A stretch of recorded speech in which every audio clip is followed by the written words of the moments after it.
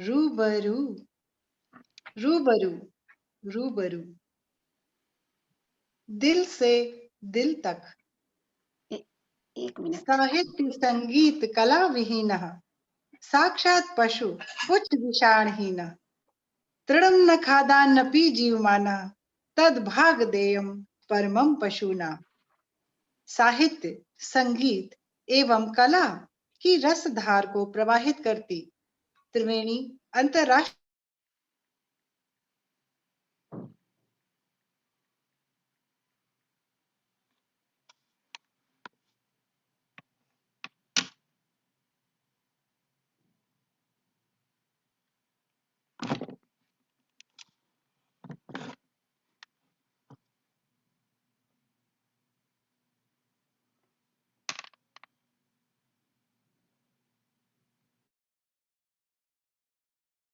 उज्ज्वल है। हवाओं से कह दो अपनी औकात में रहें, हवाओं से कह दो अपनी औकात में रहें। हम परों से नहीं अपने हौसलों से उड़ा करते हैं, हम परों से नहीं अपने हौसलों से उड़ा करते हैं। स्वागतम मुंबई से श्रीमती मंजू लोढ़ा का। आप एक प्रसिद्ध कवित्री, लेखिका एवं समाज सेविका हैं और लोढ़ा फाउंडेशन की चेयरपर्सन भी हैं। आपको उत्कृष्ट साहित्यिक एवं सामाजिक कार्य के लिए अनेक पुरस्कार एवं सम्मान मिले हैं। बहुत बहुत स्वागत है मंजू जी। और नमस्कार। नमस्कार जी। तो मैं चाहती हूँ कि सबसे पहले आप कुछ बोले, उसके पहले हम आपके ऊपर एक अच्छा सा छोटा सा वीडियो क्लिप देखें जिसमें आपको इतने सारे पुरस्कार मिले हैं। बहुत बहुत स्वागत है आपका इस पटल पर। धन्यवाद धन्यवाद। तो हम देखते हैं श्रीमती मंजू लोढ़ा के उत्कृष्ट साहित्यिक एवं सामाजिक कार्य के लिए जो उनको पुरस्कार मिले हैं, उस पर एक छोटा वीडियो क्लिप चलाने का आग्रह करते हैं। आप ज्ञान गंगोत्री संस्था की स्थापना की है आपने जी। तो मैं आपसे चाहूंगी जब तक वीडियो क्लिप चल रही है आप बताइए कि आपको कैसा लग रहा है आज रूबरू में आने में। नमस्कार रितु जी, इंदु जी और सभी सुनने वाले श्रोताओं को मेरा हार्दिक अभिवादन। के विश्वास के बल पर ये दुनिया चल रही है, स्नेह होने से दीप की बाती जल रही है। सवेरे की प्रतीक्षा में बैठे हैं हम सभी यहाँ पर, प्रभु की कृपा से काली रातें ढल रही हैं, काली रातें ढल रही हैं। आप सभी कोरोना का समय है, आप सभी अपने अपने घरों में सुख पूर्वक होंगे, आनंद पूर्वक होंगे। समय कैसा भी हो हमें उसका सामना करना होता है कि अपनी आंखों में रंगीन ख्वाब सजाए रखिए, अपने होठों पर मुस्कुराहट के 100 गुलाब खिलाए रखिए। वक्त अच्छा हो या बुरा कोई फर्क नहीं पड़ता, खुद को खुद के दिल की राजधानी का शहंशाह बनाए रखिए, शहंशाह बनाए रखिए। सबसे पहले तो मैं आपका त्रिवेणी अंतरराष्ट्रीय संस्था का और रूबरू का बहुत बहुत धन्यवाद करती हूँ, आभार प्रकट करती हूँ रितु जी आपका, इंदु जी का, कि आज इस पटल पर आपने मुझे यहाँ पर बुलाया और मुझे एक सम्मान दिया। इसके लिए मैं हृदय से आपका आभार प्रकट करती हूँ और बहुत खुशी हो रही है। और आप जैसी कवियत्री के साथ जुड़ना, इंदु जी जैसी कवियत्री के साथ जुड़ना और त्रिवेणी के अंतरराष्ट्रीय संस्था पर जुड़ना अपने आप में एक सम्मान की बात है। और ये मेरा परम सौभाग्य है कि आज मैं आप लोगों से यहाँ पर जुड़ पाई कि मुस्कुराती हुई जिंदगानी चाहिए, आज कुछ ऐसी रवानी चाहिए, सारी दुनिया अपनी हो जाती है, बस एक उसकी मेहरबानी चाहिए, एक उसकी मेहरबानी चाहिए। बहुत सुंदर। हम रूबरू के द्वारा गौरवान्वित हैं। आइए देखते हैं all that I am, Manju Lodha.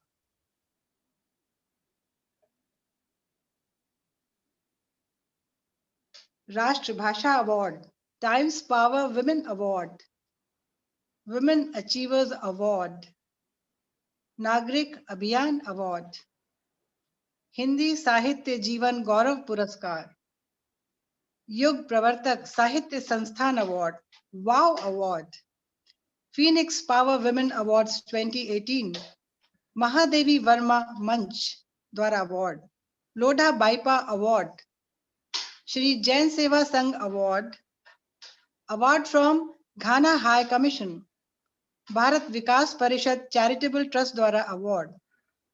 तो इतने सारे आपको अवार्ड्स मिले हैं। प्रधानमंत्री जी के साथ आपकी एक सुंदर फोटो दिख रही है, अमेरिका के राष्ट्रपति, पूर्व राष्ट्रपति और हमारे पूर्व राष्ट्रपति अब्दुल कलाम जी, अमित शाह जी के साथ आपकी सुंदर फोटो, बाबा रामदेव जी दिख रहे हैं स्क्रीन पर, हमारे स्वर कोकिला लता जी, बहुत सुंदर फोटोग्राफ्स दिख रही हैं आपकी, बहुत प्यारी प्यारी फोटोज दिख रही हैं। अनेक अवार्ड्स, अचीवमेंट्स साहित्य और समाज के लिए। देखिए, या बताती जाइए कहाँ कहाँ के अवार्ड्स हैं। जी हाँ, ये नितिन गडकरी जी हैं और ये अपना मृदुला जी सिन्हा है जो हमारी पूर्व गवर्नर रही हैं। वो भगत सिंह जी की भतीजी थी जो पीछे जो फोटो गई। ये अमृता जी फडणवीस हैं इनके साथ हूँ मैं, और ये हमारे सेना के वो हैं और सुनील शेट्टी थे। और ये हमारा मेरा लंदन GTV में इंटरव्यू था, वहां की है। ये हमारे गुरु भगवंत हैं। और ये चौपाटी पे जो कवि सम्मेलन होता है उसमें मेरी नई बुक का विमोचन हुआ था। ये कजरी का एक कार्यक्रम है। ये हमारी लाइब्रेरी है जो लोढ़ा धाम में है। ये मेरा बड़ा बेटा है और ये मेरा पूरा परिवार है, दोनों बेटे, मेरे पति, दोनों बहू हैं। और ये जन्मभूमि पर मतलब मेरे गांव में, और ये रुमा देवी जी हैं। और ये टाइम्स ऑफ इंडिया में मेरे ये आर्टिकल था। फिर अभी हमने जो ये लॉकडाउन के समय से भोजन वितरण का कार्यक्रम किया था 1.5 महीने तक, प्रतिदिन 20,000 पैकेट हम लोग फूड बेचते थे। ये सैनिकों को सम्मानित है। ये लॉयंस क्लब बालकेश्वर में हूँ मैं। ये डायबिटीज के लिए हमने एक पद यात्रा की थी। ये छोटे छोटे जो हमारे मजदूर बच्चे हैं उनके बच्चों को हम पढ़ाते हैं। और ये सैनिक और पुलिस परिवार हैं। ये हमने किसान परिवार को एक प्लेटफॉर्म देने के लिए हमने यहाँ पर ये शो मार्केट शुरू किया। और ये सारे उरी के परिवार थे हमारे साथ में पीछे जो गए। और ये दूसरे विभिन्न कार्यक्रम हैं। और ये दलाई लामा जी हैं। हाँ जी, नारी रत्न अवार्ड, इंटरनेशनल WWE अवार्ड, बहुत सुंदर। तो सबसे अच्छी बात आपके अवार्ड्स की मुझे ये लग रही है कि जन्मभूमि पर अवार्ड मिलना ऑस्कर से कम नहीं। बहुत सुंदर बात कही है आपने। तो अपनी जन्मभूमि का जो इतनी इज्जत करती हो, ऐसी शख्सियत को बहुत बहुत अभिनंदन और प्रणाम है त्रिवेणी की मंच की ओर से। और जैसा आपने बताया कि आपको इतने सारे पुरस्कार मिले हैं आपकी साहित्यिक एवं सामाजिक कार्य के लिए। जी। तो लोधा फाउंडेशन की आपने स्थापना की, इसकी चेयरपर्सन है। जी। तो मैं सबसे पहले आपसे ये पूछना चाहूंगी मंजू जी कि आपने अपनी एक संस्था ज्ञान गंगोत्री की स्थापना की है। जी हाँ। और आपने अनेकों पुस्तकें लिखी हैं। जी। उस पर कुछ हम लोगों को बताइए। हाँ बिल्कुल। ज्ञान गंगोत्री काव्य मंच की स्थापना मैंने लगभग हमारी आज से 14 साल पहले हुई थी। एक दिन मैं और मेरी एक सखी थे, हमने आपस में बातचीत की कि चलो कुछ नया करते हैं। तब हम दोनों को ही कविताओं से प्रेम है। उसका नाम है बीना लड्ढा। तो हम दोनों ने सोचा चलो एक ऐसा मंच बनाया जाए जहाँ की हम जो हाउसवाइफ हैं सब, तो जो जिनके मन में कुछ न कुछ करने की हमेशा एक आशा रहती है कि हम कुछ करके दिखाएं, लेकिन उन्हें मंच नहीं मिलता है, तो क्यों ना हम वहां से शुरुआत करें। तो हमने 10 सखियों को आपस में मिलाया, बोलते हम ये संस्था शुरू कर रहे हैं। और 10 सखियों से हमने ये संस्था शुरू की और धीरे धीरे इसमें लोग जुड़ते गए। और आज हम इसमें 70 मेंबर हैं। और इसका हमारा क्या होता था कि हम हर महीने के फर्स्ट बुधवार को हम मिलते हैं और एक हम टॉपिक देते हैं कि उस पर आपको कुछ भी गद्य पद्य में आपको लिखकर लाना है और बोलना है। तो धीरे धीरे उन लोगों का हौसला खुलने लगा, वो लोग लिखने लगे। और उनका एक मंच का फियर है, जो मंच में एक डर था कि जाते हुए कैसे बोलने का, वो सारा डर उनका खत्म हो गया। और आज तो सारी की 70 मेंबर हैं। सभी चाहती हैं कि मुझे माइक हाथ में मिले, ये बड़ी खुशी की बात है। कोई माइक को छोड़ना नहीं चाहता है। और इन दिनों जब से लॉकडाउन हुआ है हम वर्चुअली मिलते हैं, तो हम महीने के 4 कार्यक्रम करते हैं। और आजकल तो हमारा हर दिन एक हम टॉपिक देते हैं और एक जो हमारी सदस्य उसको हम होस्ट बना देते हैं कि आज तुम्हारी पसंद का सब्जेक्ट विषय तुम दोगी और तुम ही सबके कविताओं के बारे में विवेचना करोगी। इस तरह से हमारा पिछले 15 दिन से ये कार्यक्रम चल रहा है और एक-एक सखी आती है, अपना पसंद का विषय देती है और उस पर हम सब दूसरी जो सदस्याएँ हैं वो लिखती हैं। तो सब लोग इतने जुड़ गए हैं, सबको एक इंतज़ार रहता है कि कल क्या विषय मिलने वाला है, कल हमें क्या लिखना है। तो इस तरह से साहित्य के प्रति उनका एक जो प्रेम था ना, वो एक जागृत हो गया, वो किताबें पढ़ने लगी, मतलब जाके गूगल में खोज रही हैं कि इस विषय पर क्या लिखें, क्या करें। तो ये बहुत ही एक सुंदर कार्यक्रम हमारा शुरू हो गया और देखिए 14 सालों से हम लोग सब साथ-साथ हैं और हम साल के 2 कार्यक्रम ऐसे करते हैं जिसमें हम इनमें 2 साहित्यकारों का सम्मान करते हैं और 2 हमारी सदस्याओं का सम्मान करते हैं, जो बहुत अच्छा लिखती हैं और बहुत जिनकी बढ़िया। जिनकी उपस्थिति पूरी रहती है, उनका सम्मान जी, करते हैं और 2 सैनिक परिवार का हम सम्मान करते हैं, जो शहीद हो बहुत चुके सुंदर, हैं। तो बहुत इस तरह सुंदर। से हमारा ये ज्ञान गंगोत्री का जो सफर है वो चल रहा है और इसी तरह से मेरी साहित्य की जैसे कि मुझे किताबें पढ़ने का शुरू से बहुत शौक रहा है ऋतु जी। मैं जी, खुद जी। तो जैसे मैं बहुत पढ़ना चाहती थी, वकील बनना चाहती थी, लेकिन अरे वाह! 18 साल में ही मेरी शादी हो गई। मैं ओके। फर्स्ट ईयर ही मैंने पास किया था, सेकंड ईयर में पढ़ते-पढ़ते मेरी शादी हो गई, फिर 19 साल में पहला बच्चा हो गया, 21 साल में दूसरा बच्चा हो गया। तो फिर पढ़ाई-लिखाई तो सब एक बाजू रह गई।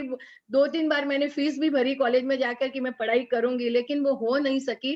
नई-नई गृहस्थी थी और सारा अपने बोलते हैं ना कंधों पे था, सास-ससुर यहाँ नहीं थे और मतलब संयुक्त परिवार नहीं था। मैं संयुक्त परिवार में लिखी और बड़ी हुई हूँ और जहाँ पर कि मतलब कभी भी मुझे है ना कुछ काम नहीं करना, मैं 1 ग्लास पानी भी कभी उठ के मैंने नहीं पिया क्योंकि अपने माता-पिता के उनकी शादी के 9 वर्षों के बाद मैं पैदा हुई। तो उनके लिए मैं जैसे कोई प्रार्थना भगवान के द्वारा की गई प्रार्थना का फल थी। और फिर उस जी, मेरा जी। भाई भी 5 साल के बाद हुआ, उसके बाद में मेरी बहन हुई। तो मतलब इतना लाड, इतना प्यार मिला कि कभी कुछ काम ही नहीं किया। यहाँ आई तो खाना बनाना भी नहीं आता था। लेकिन और मेरे ससुराल भी इतना ही था कि वहाँ भी 5-5 नौकर थे। लेकिन हम लोग बॉम्बे आ गए रहने के लिए, तो ज़ीरो से हमारी शुरुआत हुई। तो जिसने कुछ भी नहीं किया था, उसने घर के सारे काम किए, अपनी गृहस्थी जमाई। तो पढ़ाई एक बाजू रह गई, ये दूसरी पढ़ाई शुरू हो गई। जी, जी। लेकिन फिर बच्चों को पढ़ाने लगी तो उनके साथ-साथ और किताबें पढ़ने का शौक मुझे शुरू से बचपन से था। इतनी कहानियों की किताबें पढ़ती थी, इतनी पत्रिकाएँ पढ़ती थी, तो सारे पढ़ते-पढ़ते कहे ना ज्ञान का भंडार मुझे वहीं से मिला और वहीं से मेरी शुरुआत हुई और फिर मेरे मन में जो भाव आने लगे, मैं एक डायरी के पन्नों पर लिखने लगी और क्या लिखने बात! लगी हाँ, फिर एक दिन मेरे पतिदेव ने कहा कि चलो तुमने ये सब कविताएँ लिखी हैं तो इनको हम एक किताब का रूप दे देते हैं। तो वाह! वहाँ सबसे पहले मन की लहरें किताब प्रकाशित हुई और उस समय वेद प्रकाश जी मिनिस्टर थे, सेंट्रल मिनिस्टर उन्होंने इसका उद्घाटन भी किया और फिर उसके पश्चात एक के बाद एक जैसे मेरे बच्चों की शादियाँ हुई, पोते-पोती 5 पोते-पोती हुए, उन सबके जन्म के समय एक-एक किताब लिखती गई कि मैं उनको और क्या उपहार दूँ। ऐसा उपहार दूँ कि मेरे जाने के बाद भी उनके पास रहे। देखिए धन-दौलत कुछ भी होगा उनके पापा-मम्मी दे देंगे, लेकिन दादी कुछ ऐसा देकर जाना चाहती है कि जो बाद में भी वो पढ़ेंगे तो उन्हें अच्छा लगेगा कि हमारी दादी ने हमें कुछ ऐसा दे गई। तो बहुत एक-एक सुंदर, और एक-एक किताब इसी तरह से मेरी बनती गई और 12 किताबें बन गई। बहुत शानदार, बहुत और शानदार। सबसे अच्छा मुझे जैसे कि परमवीर चक्र अवार्ड डायरी मैंने लिखी। उसके पहले मैंने भारत भाग्य विधाता लिखी थी और फिर घर कब आओगे ये 3 मैंने देश से संबंधित ये किताबें लिखी। भारत भाग्य विधाता में मैंने अपने सारे क्रांतिकारियों और देशभक्तों के बारे में लिखा है कि कई बार हम उन्हें जानते ही नहीं। हम आज बच्चों को पूछें कि चंद्रशेखर आजाद कौन है, कि भगत सिंह कौन है, तो वो जानते ही नहीं होंगे। तो उनके बारे में एक-एक पेज में मैंने सारा कुछ लिखा, राजा दहीर से लगाकर कारगिल युद्ध तक मैंने उसमें सब लिखा। फिर परमवीर चक्र में इसमें जो कि हमारा सबसे बड़ा सम्मान है, जो कि हमारे सैनिकों को युद्ध काल में उनके दौरान की गई बहादुरी के लिए मिलता है और आज तक 21 लोगों को ये सम्मान मिला है। तो उन 21 परमवीरों के बारे में मैंने उसमें लिखा। उसके अलावा उसमें अशोक चक्र जिन्हें मिले हैं, कीर्ति चक्र, सेना चक्र, उनके बारे में भी एक-एक फोटो के साथ, उनके नाम के साथ मैंने नीचे लिखा हुआ है। तो वो किताब बनी और वो किताब ऐसी हुई कि बड़ा वो अद्भुत काम किया है आपने तो। देश के प्रति समर्पित ये गृहस्थ जीवन से निकली। मैं बीच जी, में आपको रोक रही हूँ नहीं क्योंकि आपने बिल्कुल। इतना अनोखा काम किया है। एक तो आपने 14 वर्ष पूर्व ज्ञान गंगोत्री की स्थापना की और जी, उसमें सबसे खास बात ये रही कि जी, 70 महिलाओं को जोड़ा, जी, जी, जो बिल्कुल। गृहस्थन थी, जो हाँ घर जी, में हाउसवाइफ जिन्हें कहा जाता है और बराबर। हर हाउसवाइफ या हर स्त्री के मन में कुछ ऐसा रहता है कि वो जी, कुछ करके दिखाएँ। हाँ, जी, गृहस्थी तो सँभाल ही रहे हैं, वी आर बिल्कुल। द होम मेकर्स, लेकिन जी, मन में कहीं एक संस्कृति की एक गंगा बहती है, अविरल बिल्कुल। धार बहती है, तो वो प्रस्फुटित होती रहती है। कभी-कभी वो दबी रह जाती है अपने घर गृहस्थी के कामों में। हाँ। परंतु आपने तो 18 वर्ष की उम्र में ही आपकी शादी हो गई, आपका ब्याह हो जी, गया जी, और शायद आपका जन्म मुंबई में ही हुआ था। जी, बिल्कुल, छोटी फैमिली से बिल्कुल, आप आई, जॉइंट फैमिली से आई, लेकिन बिल्कुल। उसके बावजूद आपने जी, इतनी मेहनत करके जो आपने सच्चा ज्ञान प्राप्त किया। एक होता है शिक्षा प्राप्त करना, एक जी, होता है ज्ञान प्राप्त करना। तो जी, स्कूली शिक्षा, कॉलेज की शिक्षा अलग है, लेकिन जी, मन में अगर आपके ज्योत जली है ज्ञान की, तो आपने जी, उस ज्ञान को पुस्तकों से प्राप्त किया, स्वयं जी, अर्जित किया है और जी। इसी इसी वजह से आप इतनी सारी पुस्तकें लिख पा रही हैं। की तारीफ की बात है कि आपने जी, अपने ज्ञान गंगोत्री जो संस्था है, जी, उसके जी, जी, द्वारा आप 2 साहित्यकारों का सम्मान करती हैं। जी, साथ जी, में जो आपकी जो सच्ची मातृभूमि की भक्त हैं आप, जो हाँ, क्योंकि आप जी, हमारे सैनिक परिवार, उनका सम्मान करती हैं, जो हमारे शहीद सैनिक भारत जी, के मातृभूमि पर अपना सर्वस्व निछावर करके चले गए, उनको आप सम्मानित करती हैं।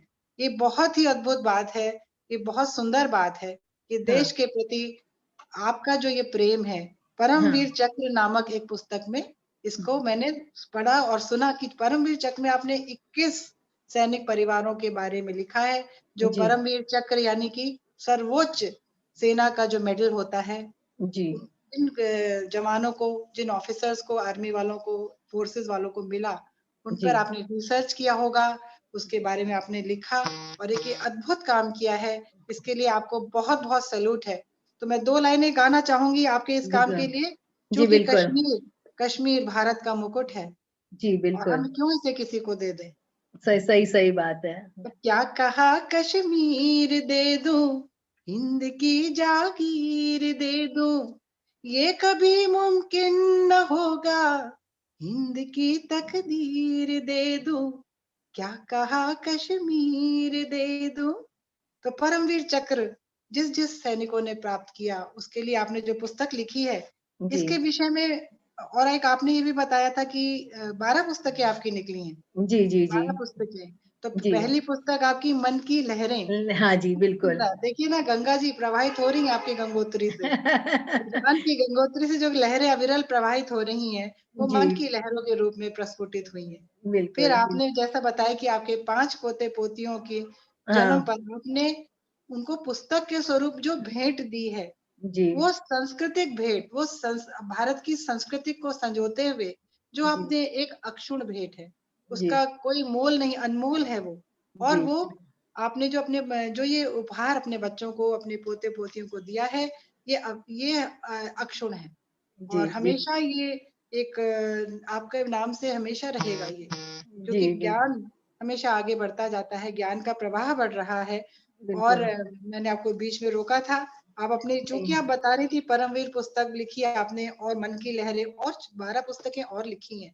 जी, तो जी, आप बताना चाहेंगी उसके बाद हम ये चर्चा करेंगे कि हाँ जी, परमवीर बिल्कुल, चक चक जो पुस्तक आपने लिखी है वो आपको कहाँ से प्रेरणा मिली? हाँ, तो उसके बिल्कुल, पहले आप अपने पहले की पुस्तकों के बारे में बताना चाहें तो बताती हूँ, बताते मंजू बिल्कुल। जी?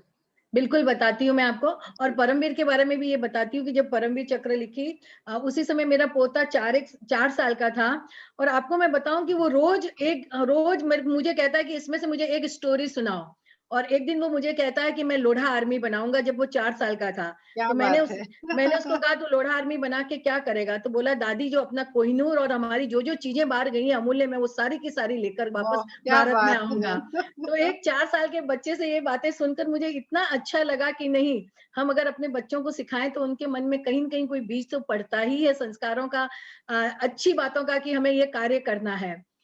फिर मैंने जैसे मन की लहरें लिखी उसके पश्चात मैंने जैसे यादें लिखी। यादों में मैंने क्या लिखा है कि जिन-जिन से मैंने जीवन में जो-जो लोग मिले, उनके बारे में मैंने मतलब उनके बारे में लिखा कि हर कोई मतलब मेरा हमेशा ये रहता है कि सबके बारे में अच्छी चीज़ें देखो। देखिए हम सबके अंदर में बुराई भी होती है, अच्छाई भी होती है, लेकिन अच्छी बातें देखकर हम आगे बढ़ेंगे, तो ही हमारा रिश्ता कायम रह सकता है क्योंकि हमारे अंदर भी गलतियाँ होती हैं और मतलब अच्छाइयाँ होती हैं। तो फिर मैंने यादों में सबके बारे में थोड़ा-थोड़ा लिखा, उसमें हमारे त्योहारों के बारे में भी लिखा, फिर मैंने प्रेरणा लिखी जिसमें मॉरल स्टोरीज थी, एक एक पेज की मॉरल स्टोरी जो कि बच्चे पढ़ें, एक एक पोते पोती पर मैंने ये लिखती गई।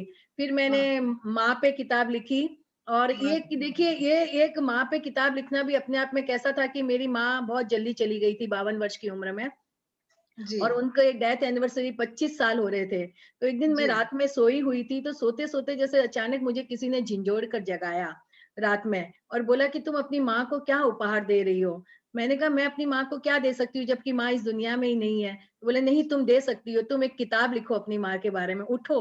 और उस रात को मैं जो उठी 12:30 से लगाकर सुबह 5:30 बजे तक मैं लिखती गई, और वो माँ की एक किताब बन गई, जैसे कोई ऊपर से आशीर्वाद देकर मुझसे लिखवा रहा है। तो इस तरह से वो माँ किताब बनी मेरी। बड़ा ही अलौकिक अनुभव रहा हाँ, होगा आपका वो। बिल्कुल, बिल्कुल, मुझे आज भी मैं सोचती हूँ तो समझ में नहीं आता था कि वो क्या ताकत थी, क्या चीज़ थी जिसने मुझे उठाया और लिखाया। मतलब मैं सोच भी नहीं सकती थी कि मैं इतना लिख सकती हूँ, और वो भी निरंतर 5-6 घंटे तक, सुबह तक की एक किताब का रूप ले ले वो। बाद में अच्छा, उसको एक ही रात में आपने हाँ, पूरा लिख डाला? पूरी किताब फिर सजने-संवरने में तो टाइम लगता है, लेकिन एक जो भाव हाँ, आ गए थे ना, वो बस अच्छा, मैंने पूरी रात में वो पूरी किताब लिख दी। ऐसी किताब मैंने लिखी थी पाती, ऑल लेटर्स टू गॉड। उन दिनों हमारी मंदिर की प्रतिष्ठा हो रही थी, तो मेरा मेरा पूरा दिन मेरा प्रभु में ही मेरा मगन रहती थी मैं ध्यान, कि मुझे कैसे मेरे मंदिर का करना है। तो एक दिन जैसे मैं सामयिक में बैठी थी, मेरे 48 मिनट्स की हम लोग की सामयिक होती है जैनों में, और जी, रात का समय था तो हम लोग लाइट भी नहीं लगाते हैं। तो बस मेरे मन में भाव आया कि मैं भगवान को चिट्ठी लिखूं। मैंने अपने नौकर को आवाज दी कि मुझे एक पेन और एक कागज दे दो, कॉपी दे दो, और मैं 48 मिनट तक भगवान को चिट्ठी लिखती गई वाह, वाह! और वो एक किताब बन गई पाती। मतलब ऐसे-ऐसे अनुभव हुए, ऐसे-ऐसे एक्सपीरियंस होते हैं ना, कि ऊपर वाले की ताकत के बिना या उसकी मर्जी के बिना पत्ता भी नहीं हिलता है, और वो हमेशा हमारे साथ रहता है। ये मेरा हमेशा मानना है कि हमेशा उनको उसको पॉजिटिव देखने का, कि भगवान हमेशा हमारे साथ हैं। भगवान से बातें करो, भगवान की मतलब वो हमारा दोस्त भी है, सखा भी है। मैंने तो एक पाती में एक जगह उसको लिखा, चलो ना भगवान हम दोनों लोनावला घूमने चलते हैं। क्या मैंने बात उनको है! लिखा जहाँ आप मतलब कन्वर्सेशन हो रहा है, रूबरू हाँ, रही हैं आप भगवान से, हाँ? हाँ, ऐसा चलो हम प्रतीत हो दोनों, रहा है। हाँ, दोनों चलते हैं, बातें करते हैं। मतलब इस तरह अरे से वाह! मैंने भगवान को इसमें चिट्ठी लिखी। एक जगह लिखा, राखी का त्योहार आ रहा है, बस भगवान घर में ही रहना, मैं आ रही हूँ मिठाई और ये लेकर, कहीं चले मत अरे वाह! जाना तुम बाहर। मतलब इस तरह की बातें लिखी। मैं जब पढ़ती हूँ तो मुझे आश्चर्य होता है कि मैंने कैसे लिखा ये सब कुछ। ये तो बस आपके जो है आपकी आत्मा इतनी पवित्र है, तो आपको अलौकिक अनुभव होते हैं। जी, क्योंकि जी, मैं जी, भी लेखन का कार्य करती हूँ, थोड़ा बहुत लिख लेती हूँ, जी। तो मुझे भी ये अनुभव अक्सर होते हैं और हाँ, मैं बखूबी समझ सकती हूँ हाँ, कि आपको जो अनुभव होते होंगे, हाँ, आध्यात्मिक अनुभव है, अलौकिक हाँ, अनुभव है, हाँ, उसको वही समझ सकता है जिसको ऐसे अनुभव होते हों। अनुभव होता है। और अभी वो उन्हीं लोगों को होते हैं जो बहुत पवित्र और सच्ची आत्मा वाले हैं। अभी जैसे आपको मैं आपकी माँ बताऊँ ने बोला होगा, माँ ने आपकी ज़रूर बोला होगा कि माँ हाँ, बड़ी मार्मिक आपने एक अनुभूति सुनाई कि जब जी, आपकी माँ ने हाँ, उनके 25वीं पुण्यतिथि हाँ, होने वाली थी, जी, तो जी, किसी ने आपको झकझोर के जगाया रात में। जी, वो जी, ना जी। हो, वो पुण्य आत्मा आपकी माँ की ही रही होगी। बिल्कुल, तो बिल्कुल वो ही आपको रही है। प्रेरित किया होगा, हाँ, आपको मार्गदर्शन दिया होगा और आप लिखती हाँ। चली गई। बहुत ही अद्भुत और अलौकिक अनुभव सुनने को मिल रहा है। मैं आपको सुनते-सुनते मेरे रोंगटे खड़े हो रहे हैं। मैं आपको बहुत रितु जी अच्छा बोलूँ, लग रहा है। कभी मैं बीमार होती हूँ और सोती हूँ ना, तो ऐसे मैं बोलती हूँ मम्मी, मतलब अपने सबसे पहले क्या होता है, हम जब तकलीफ में होते हैं तो माँ, हाँ, माँ शब्द ही निकलता है, और लगता है रात में जब सोती हूँ, कोई हाथ फेर कर चला गया और सुबह तक मेरा बुखार गायब हो जाता है। आपको मैं बताऊँ। क्या मतलब बात है! बहुत ऐसे बढ़िया। अनुभव हुए। अभी मैं 10 दिन पहले की आपको मैं बात बताती हूँ। जी, मैं जी। सोई हुई थी, नींद आ गई थी, नींद आके अचानक मैं झंझोड़ के उठी, और जैसे कृष्ण भगवान सामने आए और बोले कि तुम श्याम और बंसी के बारे में लिखो। मैंने श्याम और बंसी के बारे में लिखा, और आपको मैं बताऊं 2 दिन के बाद मुझे अपने साहित्यिक पटल होते हैं ना विभिन्न, जी, जी। उसके हाँ ऊपर जी। उन्होंने एक ही शब्द दिया, श्याम तेरी बंसी। अरे वाह! आपको मैं क्या बताऊं, अरे मैंने कहा ये तो मैं रात को जैसे भगवान ने मुझसे लिखवाया कि उठो श्याम तेरी बंसी पे लिखो, और दूसरे दिन मतलब वो 2 दिन के बाद वो चित्रपटल पे वो मतलब वो विषय मिल गया मुझे, आपको बताऊं। तो आपको एक पता है क्या कारण है? हाँ, ईश्वर ईश्वर आपके साथ या आप ईश्वर के साथ रूबरू हो रही हैं हाँ, और ये बिल्कुल। रूबरू कार्यक्रम में है जो हम आपके रूबरू की कथा सुन रहे हैं, उसके जो अनुभव सुन रहे हैं, वो जी। बहुत ही अलौकिक और आध्यात्मिकता से भरपूर हैं।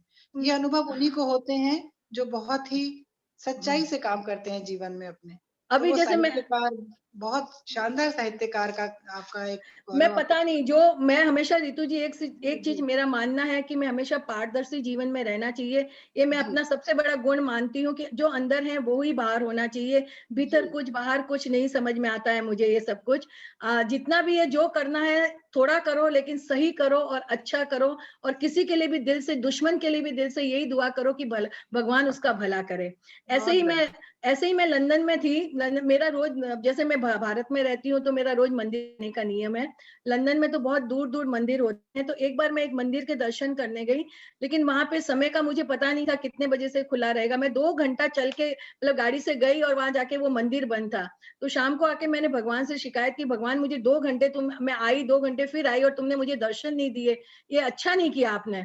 और आप विश्वास नहीं करोगे, रात को वो पूरा का पूरा मंदिर, वहां 24 तीर्थंकर हैं, सारे तीर्थंकर, पूरा मंदिर मुझे सपनों में आया और लगा भगवान ने 1 मिनट आंख खोली, मुझे आशीर्वाद दिया और फिर आंखें जैसे बंद कर ली। क्या मतलब बात। मैं आपको क्या बताऊं, मैं अनुभव, जो मैं अनुभव ही जी, कर जी, सकती हूँ, जी, वो चीज मैं बता ही नहीं सकती हूँ कि इस नहीं, तरह के बहुत कैसे सुंदर, अनुभव होते हैं मुझे। एकदम तो बस रोमांचक अनुभव है आपके, और बहुत ही सच्चे दिल से इंसान जब ईश्वर से जुड़ता है, तो कहीं ना कहीं ईश्वर हमेशा उसके साथ रहता है, हाँ, उसको और मुझे तो बहुत विश्वास है ईश्वर में कि चाहे कुछ भी हो, मतलब जितनी भी हो सब चीजों से उसने, मतलब मेरे जैसी, मतलब रितु जी, मैं बहुत पढ़ी लिखी नहीं, मैं बहुत बुद्धि हूँ, मैं, हाँ, मेहनती बहुत हूँ, लेकिन ईश्वर ने जहां जहां मैंने सोचा, जैसे जैसे कि प्रभु मेरा, और वो मेरे, मतलब होता है ना, सारथी बनकर मेरे साथ चल रहे हैं और मुझे राह दिखा रहे हैं, बस मैं ये मानती हूँ हमेशा से। तो आप ऐसा ना कहिए, आपको बहुत ज्ञान मिला है, बहुत ज्ञानी हैं आप।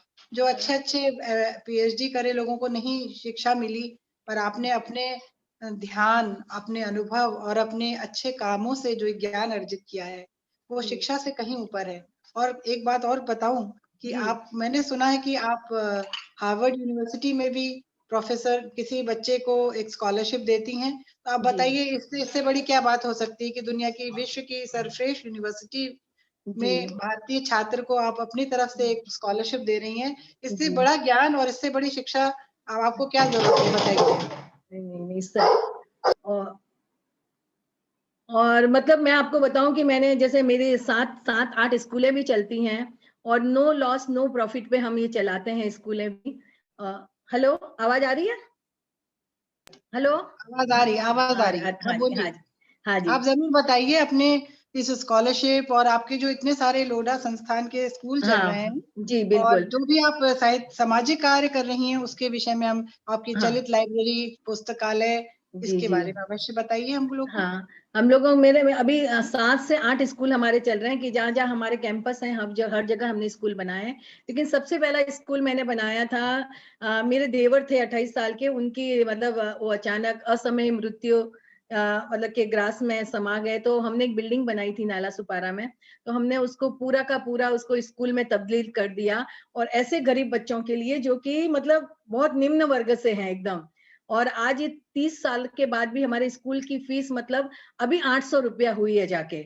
आप सोचिए कि जहाँ की अभी हजारों रुपए फीस चलती है। तो इस तरह बहुत से, बढ़िया। हाँ हाँ, और ऐसे ही फिर मैंने डोंबिवली में भी बनाया, वहां की भी फीस इतनी ही रखी। आज हमारे टोटल सारे स्कूलों में मिलाकर लगभग 15 से 20 हजार स्टूडेंट शिक्षा प्राप्त कर रहे हैं, आप देखिए। बहुत सुंदर, बहुत बढ़िया। और वैसे, और हम लोगों के जैसे लोढ़ा फाउंडेशन की स्थापना की, इसमें हम लोगों ने जैसे महिलाओं को और पुरुषों को पैरों पर खड़ा होने का, मतलब स्किल डेवलपमेंट, हमने आज से 28 साल पहले शुरू किया था स्किल डेवलपमेंट का अरे कोर्सेज। वाह, वेरी हाँ, नाइस। और कितने लोगों को, और कंप्यूटर का कोर्स, मतलब हजारों लोग उसने कंप्यूटर सीख चुके हैं उससे। और हमने सीनियर सिटीजन के लिए स्मार्टफोन का कोर्स चालू किया, फ्री ऑफ कोर्स, सब कुछ हमारे यहाँ फ्री हम सिखाए हैं हम लोग सब लोगों को। आज लोग जब मिलते हैं कि नहीं, हमने आपके वहां सीखा और आज हम 15-20 हजार रुपए कमा रहे हैं, तो बड़ा अच्छा लगता है कि नहीं, चलिए हम कहीं कहीं भगवान ने हमको एक माध्यम बनाया है लोगों के जीवन में खुशियां लाने के लिए। तो ये बड़ी खुशी होती है। हमारी जैसे 2 चलित लाइब्रेरी चलती हैं, वैसे ही 2 हमारे मोबाइल जैसे होना ना, मेडिकल वैन भी चलते हैं रितु जी, अच्छा। जिसमें, हाँ, 2 मोबाइल मेडिकल वैन है, जिसमें हर रोज जैसे 100 पेशेंट होते हैं ना, 100 मरीजों को, जैसे हम जगह जगह जाते हैं, बिल्डिंगों में जाते हैं, वहाँ के सारे नौकर होते हैं, जैसे वॉचमैन है, सबका टेस्ट करना, उनका ब्लड टेस्ट करना, बॉन डेंसिटी है, किसी का एक्सरे रहता है। फिर महिलाओं के लिए स्वास्थ्य के हमने विभिन्न हम कार्यक्रम करते हैं। 2 आपकी साल वैन वहीं जाके खड़ी हो जाती है हाँ, जहाँ वहीं पे जाके आपका हाँ, टेस्ट है? हाँ, हम लोग उनको अच्छा, बोलते हैं मतलब बस हमारी पैथोलॉजी टेस्टिंग पूरी आपकी अवेलेबल है हाँ, वैन्स हाँ, में? हम लोग ले जाते हैं ब्लड टेस्ट, फिर हमारे वहाँ ब्लड टेस्ट का हमने एक सेटअप कर रखा है और हमारे अच्छा, साथ नायर हॉस्पिटल के डॉक्टर रहते हैं, वो जो उनको चेक भी करते हैं। अरे और वाह! हाँ, तो वो सब तरह से हम लोग बस खाली हम लोग बोलते हैं हमको एक वैन खड़ी करने की आप जगह दीजिए, बाकी सब हम करेंगे और इलेक्ट्रिक पॉइंट दे दीजिए। तो ये हम तो बड़ा उनकी जी अद्भुत काम कर रहे हैं लोधा फाउंडेशन से आप लोग, इतनी मानवता की सेवा। ये भी हाँ, बहुत ही अच्छा और उत्कृष्ट कार्य है। और हमने आपका जो स्किल डेवलपमेंट जो आप करवा रही हैं, जी, तो वो हाँ, आत्मनिर्भर भारत की नींव तो लग रखती है। कितने बिल्कुल, लोगों बिल्कुल। को रोजगार मिल रहा है, जैसे आप बता रही हैं कि जी, आपने बिल्कुल। स्किल डेवलपमेंट में कितने 28,000 लोगों को अगर स्किल जी, डेवलपमेंट कराया है, तो 28 से आज 56 और बढ़ते-बढ़ते जाने कितने लाखों में लोग पहुँच गए होंगे। हाँ। तो ये आप बहुत देख साधुवाद। नहीं और हमने वृद्धों को जो सीनियर सिटीजन थे, हमने जी। 40,000 सीनियर सिटीजन को स्मार्टफ़ोन चलाना सिखाया, कि ये किस तो तरह से बहुत आप बढ़िया बात है, हाँ, कि बहुत बढ़िया बात है। हाँ, कि लोग सीखें और अपने जैसे दूर बैठे परिवार से वो बातें कर सकें। तो और हमने महिलाओं के लिए मैमोग्राफी के इतने टेस्ट कराए कि हमें इसके लिए अवार्ड मिला एडवाणी जी की अच्छा, तरफ से जो डॉक्टर एडवाणी हैं।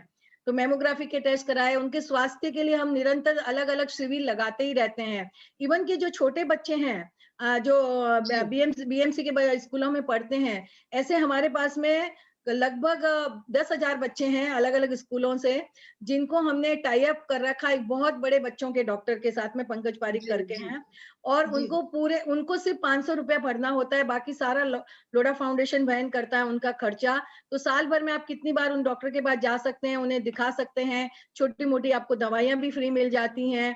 तो ये भी एक तरह का नेक कार्य है, होता है कि भई एक ₹500 में आजकल कहाँ कुछ भी मिलने वाला है पूरे साल में, एक दवाई भी नहीं आती है। तो जी, एक बिल्कुल डॉक्टर सही। डॉक्टर ऐसे डॉक्टर जो कि इतने मतलब बढ़िया डॉक्टर हैं, तो उनके अच्छा, साथ हमने टाई अप कर रखा है, विडोज़ के लिए हम कार्य करते हैं, जिनका कोई भी नहीं है विडोज़ के लिए, उनको हम लोग मतलब महीने का एक जैसे खाने का पूरा है ना, वो बना के उनको दे देते हैं कि उनका महीना भर कम से कम उनको भोजन मिल जाए, इस तरह से। बहुत हाँ, प्यारी बात है। हाँ। आपको ये इतना सारा कार्य करने के लिए जो आपको ताकत मिलती है, जो शक्ति मिलती है, जो एनर्जी मिलती है, वो कहाँ से मिलती है?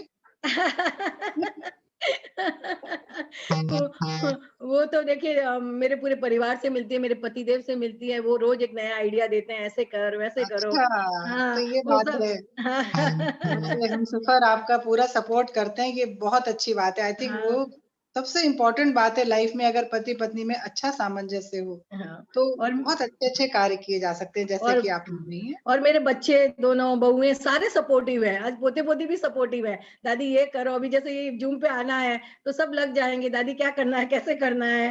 तो एक सबका बहुत सपोर्ट रहता है कि आप आगे बढ़ो, मम्मी को जो भी इच्छा है वो करने दो, बच्चों का भी यही रहता है मन से। तो बस परिवार साथ होता है तो ही हम आगे बढ़ सकते हैं। देखिए रितु जी, नहीं तो घर में जी, जी। झगड़ा करके आप कुछ भी नहीं कर सकते हो, कुछ भी आगे नहीं बढ़ सकते हो। बहुत सही हाँ, बात। हाँ, हाँ।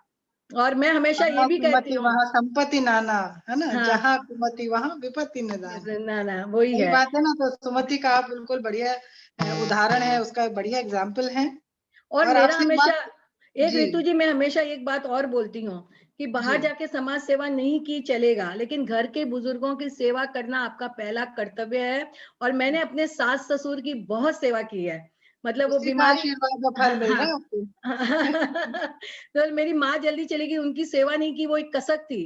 तो पीछे जी, जैसे पिताजी भी बीमार रहे और सास-ससुर भी रहे, तो सब बीमारी में जैसे वो रहते थे अहमदाबाद लेकिन जी।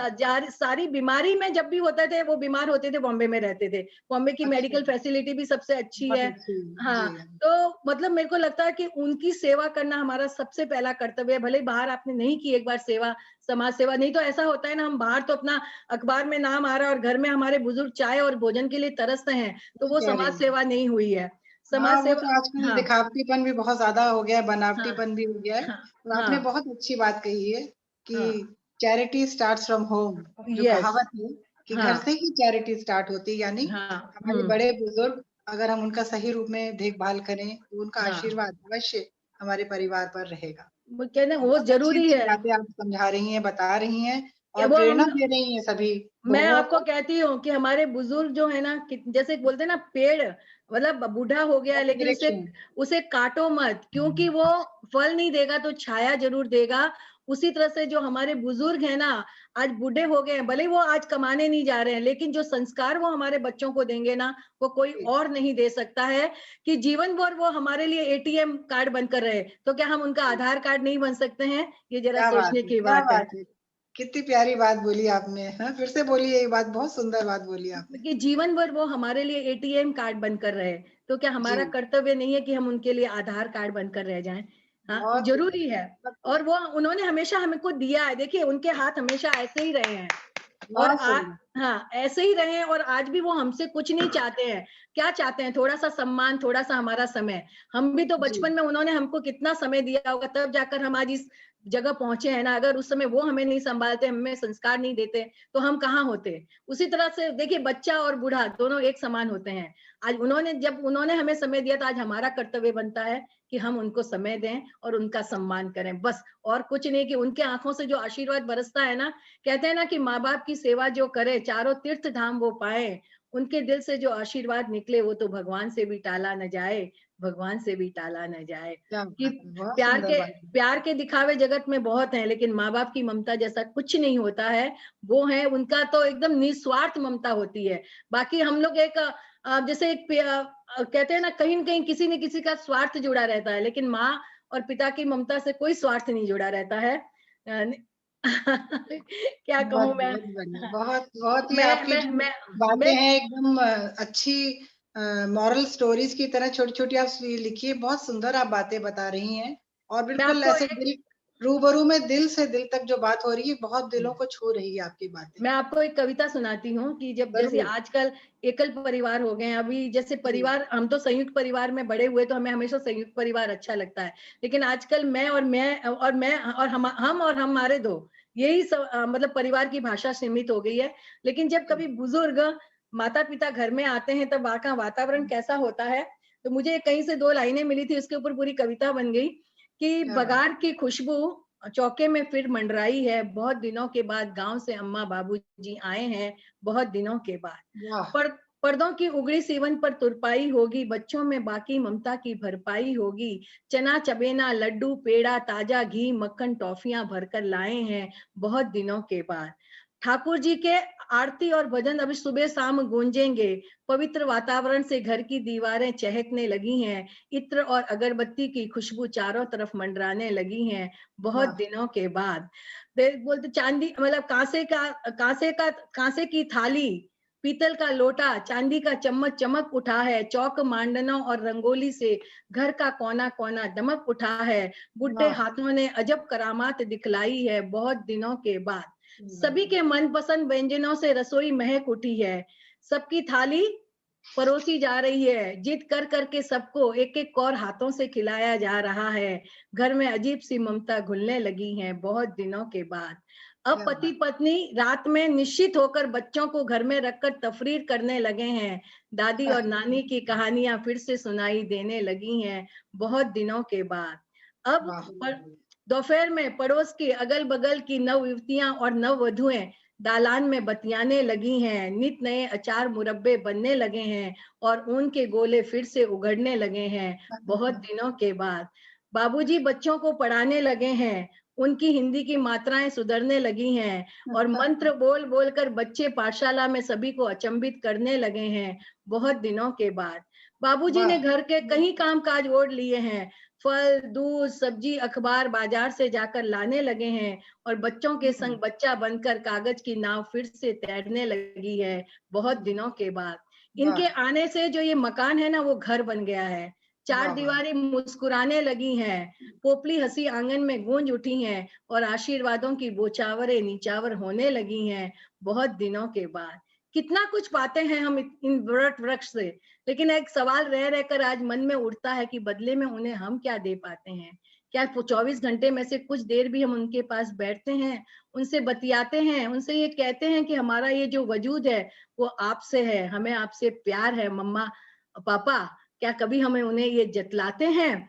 देखिए, मैं तो आज कहती हूँ कि जिनके माता-पिता, सास-ससुर जीवित हैं, बड़े सौभाग्यशाली हैं, आपके साथ रहते हैं और या नहीं रहते हैं, तो एक फ़ोन उठाइए और उनसे ये कहिए कि हमें आपसे प्यार है, हम आपके बिना नहीं रह सकते हैं। क्यों युवाओं को ये बुड्ढे हाथ नहीं सुहाते? कल इन्हीं की उँगली पकड़कर तो हमने चलना सीखा था, इन्हीं के काँधे पर सर चढ़कर तो हमने ये दुनिया देखी थी। कल समय का चक्र हम पर भी उम्र के निशान छोड़ेगा, तब हम भी अकेले रह जाएँगे, जो आज हम उन्हें अकेलेपन का दंश दे रहे हैं, क्योंकि जैसा बोएँगे वैसा ही पाएँगे। लड़का कहना चाहता है इस बार कि मम्मी-पापा आप मत जाओ, आपकी ममतामयी छाया में पूरा जीवन गुज़ारना चाहता हूँ, लेकिन कह नहीं पाता है और बेबसी के 4 आँसू बहा देता है। तब मैं उनकी पत्नियों से कहती हूँ कि अपने पति को बेबसी के 4 आँसू मत बहाने दो, तुम्हारे भी माता-पिता हैं। कल अगर तुम्हारे माता-पिता के साथ भी भाई-भाभी ऐसा व्यवहार करेंगे तो कैसा लगेगा? इसलिए सही आज बात। से हर पति-पत्नी ये समझ ले कि हमारे 4 माता-पिता हैं। तो सच कहती हूँ रितु जी, इस भारत भर में कोई वृद्धा आश्रम नहीं बनेगा और यही हमारी संस्कृति है और यही हमारी परंपरा है। ये मैं कहना बहुत चाहती हूँ। सुंदर, बहुत ही बढ़िया आपने जो वाह, वाह, बातें वाह! बताई। मम्मी जी भी सुन थैंक रही हैं, यू। साथ में आपको लाइव बहुत ही देख रही सुंदर। हैं और उनका मन जो है आनंद के लिए हिलोरे लेने लगा है। और आपकी जो ये कविता है, इसको जी, क्यों जी। ना हम अपने भारत सरकार को भेजें और सारी बाल कविताएं है ना, ये मतलब बच्चों को शुरू से ये कविताएं पढ़ाई जाएंगी, जी, तो शायद उनके मन में भी ये संस्कार के बीज हम बो सकते हैं। ये बहुत बिल्कुल। सुंदर कविता है, आप जरूर भेजिए इसको जी, शिक्षा जी। मंत्री जी को, कि जी, जी। इसे पहली से 5वीं कक्षा के किसी पाठ्यक्रम में इसको इंक्लूड किया जाए। जी, क्योंकि जी, जी। देखिए, हमें याद है कि बचपन में हम लोग भी तरह-तरह के, मेरे पिताजी चूँकि ट्रांसफरेबल जॉब में थे, तो जी, कई जी। तरह के स्कूलों में पढ़ते, कभी कॉन्वेंट होते थे, कहीं सरकारी स्कूल थे, कहीं पब्लिक स्कूल्स थे। जी, तो जो हम कॉन्वेंट में पढ़ते थे शुरुआत में, वहाँ जी। एक मॉरल स्टोरी की क्लासेस होती थी, मॉरल जी, साइंस। जी, बिल्कुल। उसमें हम लोगों को अच्छी बातें सिखाई जाती थी। जी, जी। तो अब चूँकि भारत की नई शिक्षा प्रणाली आ चुकी है, तो हाँ। इस तरह की सुंदर कविताओं का समावेश अगर हम बच्चों के कच्चे मन में शुरू से करेंगे, जी, तो जी। देखिए कितना सुंदर एक वातावरण जो भारत का जो संस्कृति है, जो जी, आपने इस कविताओं में पिरोई है, जी, और इसी इसी से वसुधैव कुटुम्बकम का भाव निकलता है। जब हम बिल्कुल, पूरे विश्व को एक परिवार की भांति देखते हैं, तो सबसे बिल्कुल। पहले अपने परिवार में सुखी और शांति, सुख शांति, खुशियाँ, किलकारी होगी, तभी तो हम दूसरों को दे पाएँगे, तभी जी, तो हम जी। विश्व में बाँट पाएँगे। तो जी, बहुत जी। ही प्यारी कविता है मंजू जी, मज़ा आ गया सुन के आपके सुंदर विचार। और हमें मुझे पूर्ण विश्वास है कि आपके परिवार में जो आपके माता-पिता को मैं यहाँ से नमन करती हूँ, इस रूबरू कार्यक्रम द्वारा नमन करती हूँ कि उन्होंने इतने प्यारे संस्कार वाली बिटिया का जन्म दिया है, जो पूरे मेरे को लगता है पूरे विश्व में एक बहुत सुंदर कार्य कर रही हैं आप। सबसे बड़ी बात है कि ज्ञान की बातें कर रही हैं। शिक्षा तो बहुत लोग प्राप्त करते हैं, पर जो ज्ञान है, जो मन से अंदर आत्मा में जो एक अच्छी बातें अंकित होनी चाहिए, वो आपके विचार, आपके संस्कार द्वारा, कविताओं द्वारा हमको सुनने को मिल रहे हैं। तो इस रूबरू कार्यक्रम में आज हम मंजू लोढ़ा जी से बात कर रहे हैं और इतनी प्यारी बातें हो रही कि जी लगता है बातें करते ही जाएँ आपसे। तो आपके मुझे पता चला था कि आप एक गौशाला भी चलाती हैं मुंबई जी, जैसे शहर में। जी आप हाँ, उसके बारे बिल्कुल। में बताएँगी? गौशाला हाँ, और गौ हाँ। माता को प्रणाम करते हुए, क्योंकि जी, कहते जी। हैं कि कृष्ण भगवान भी गौ माता को बहुत प्रेम करते थे। गौ और माता में 33 करोड़ देव-देवताएँ का वास होता है, कहते हैं कि हाँ। और देवी-देवता का वास होता है। अब तो पश्चिम वाले भी मान चुके हैं कि गाय जी, के हर जी, अंग-प्रत्यंग का बहुत ही महत्व है। इवन गाय जी, के गोबर में जो रेडियो एक्टिव प्रॉपर्टीज़ सोखने की क्षमता होती है, उसपे भी रिसर्च हो चुकी है। और गौ गौ के कंडे से जो हवन किया जाता है, उससे पूरा बिल्कुल। जो वातावरण है, वातावरण है, वो शुद्ध होता है। शुद्ध हो तो जाता अद्भुत है। है हमारी गौ माता। आप उसके बारे में बताइए कि गौशाला आप कैसे आपने स्थापना की और कैसे गाय की सेवा कर रही हैं अपने अ, संस्थान द्वारा? हाँ, जैसे हमने भिवंडी में बहुत अच्छी उनके लिए जगह बना रखी है और हमारे पास 100 से अधिक गायें हैं और अधिकतर हम सेवा की गायें हैं, बीमार गायें हैं। शुरुआत ऐसे ही हुई थी, 5-10 गायों से शुरुआत हुई थी कि भई बीमार है, कि भई हमें गायों को बचाना चाहिए, हमेशा से हमारा ये तो धर्म रहा है। तो ये बहुत करते-करते बढ़िया। आज सवा 100 गायें हो गई हैं वहाँ पर और अभी अभी उनके 2 बछड़े हुए और वो बछड़े खेलते हुए उन्होंने मुझे वहां से वीडियो भेजा, इतना सुंदर देखकर उनको इतना अच्छा लग रहा था। और हम गोबर से बनी हुई कई चीजें बनाते हैं वहां पे। अच्छा, हाँ, अरे वाह! हम लोग शैम्पू बनाते हैं, हम लोग जैसे फेस पैक बनाते हैं, हम लोग अमृत धारा बनाते हैं। लगभग अच्छा, हम 25 से 30 प्रोडक्ट बनाते हैं। और मैं अरे भी वाह! जो शैम्पू है देखिए मैं वहाँ का ही यूज़ करती हूँ। अच्छा, हाँ, मैं वहीं का ये शैम्पू है मतलब।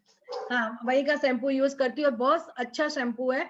और जैसे आजकल पानी ऐसा मिलता है ना कि बाल बहुत झड़ते हैं, लेकिन उस शैम्पू से बिल्कुल, बाल झड़ना रुक जाता है। तो गायों की एक तरह से सेवा है और इस सेवा से बड़ा आनंद आता है कि बस हमारी मतलब वहाँ पे एक सेवा हो रही है, वहाँ पे आदमी रखे हुए हैं और वहाँ से उनका थोड़ा बहुत जो दूध अभी निकलता है, पहले तो वो बहुत सारा दूध आता था, तो हम लोग कितने सालों तक तो हम वही दूध पीते थे और वहीं का घी भी खाते थे। लेकिन इन दिनों अभी अच्छा, धीरे-धीरे वो गायें बुड्ढी भी हो गई हैं और दूध भी नहीं रहता है। और थोड़ा बहुत जो दूध आता है तो वो आजकल इन दवाइयों में हम लोग यूज़ में ले लेते हैं, गोबर से बनी हुई जो भी चीज़ें प्रोडक्ट हम बनाते हैं ना, तो जी, जी। उनमें यूज़ कर लेते हैं। तो बस बहुत अच्छा लगता है कि भई एक तरह से गौ माता की सेवा कर रहे हैं और जब भी अच्छे मतलब हम लोगों का भी कोई जैसे बर्थडे आया है, एनिवर्सरी आया है, तो हम वहाँ फ़ोन करके बोल देते हैं कि आज मतलब ऐसे भी हमारी तरफ से ही चल रही है, फिर भी कहते हैं कि जी, आज स्पेशल उनके लिए भई ये बनाना और उनको ये खिलाना अलग से। अच्छा, अरे हाँ। वाह! ये बहुत अच्छा, आप भी खुशियाँ अपना हाँ, अच्छे दिवस जो होते हैं वो आप हाँ, गौ माता की सेवा और अधिक हाँ, करके, हाँ, बस वही है। हाँ, बहुत अच्छी भावना है। आपके हाँ। सारे जो विचार हैं वो वाक़ई में बहुत सुंदर हैं और जी, हमको बहुत अच्छा लग रहा है और जो भी दर्शक सुन रहे होंगे आपको, उनको भी आज जी। बहुत आनंद आ रहा होगा। तो मंजू जी आपके में तो इतने सारे गुण हैं कि पूरा 1-2 दिन लगेगा उसकी पूरी कहानियाँ सुनते-सुनते आपकी जीवन की जो सच्चाइयाँ हैं, जीवन में आपने जो किया है, कि जी, माँ जी। सरस्वती और माँ लक्ष्मी का साक्षात वास है आप में, ऐसा प्रतीत होता है मुझे तो। तो इतना माँ सरस लक्ष्मी उन्हीं को कृपा करती हैं जो माँ सरस्वती का आह्वान करते हो, माँ सरस्वती का पूजन करते हो। आइए देखिए ये वीडियो क्लिप चल गई है लता मंगेशकर जी द्वारा जो गीत गाया गया था ऐ मेरे वतन के लोगों। तो आप मंजू जी इसके बारे में जी, बताती जाइए। जी, जी, जी।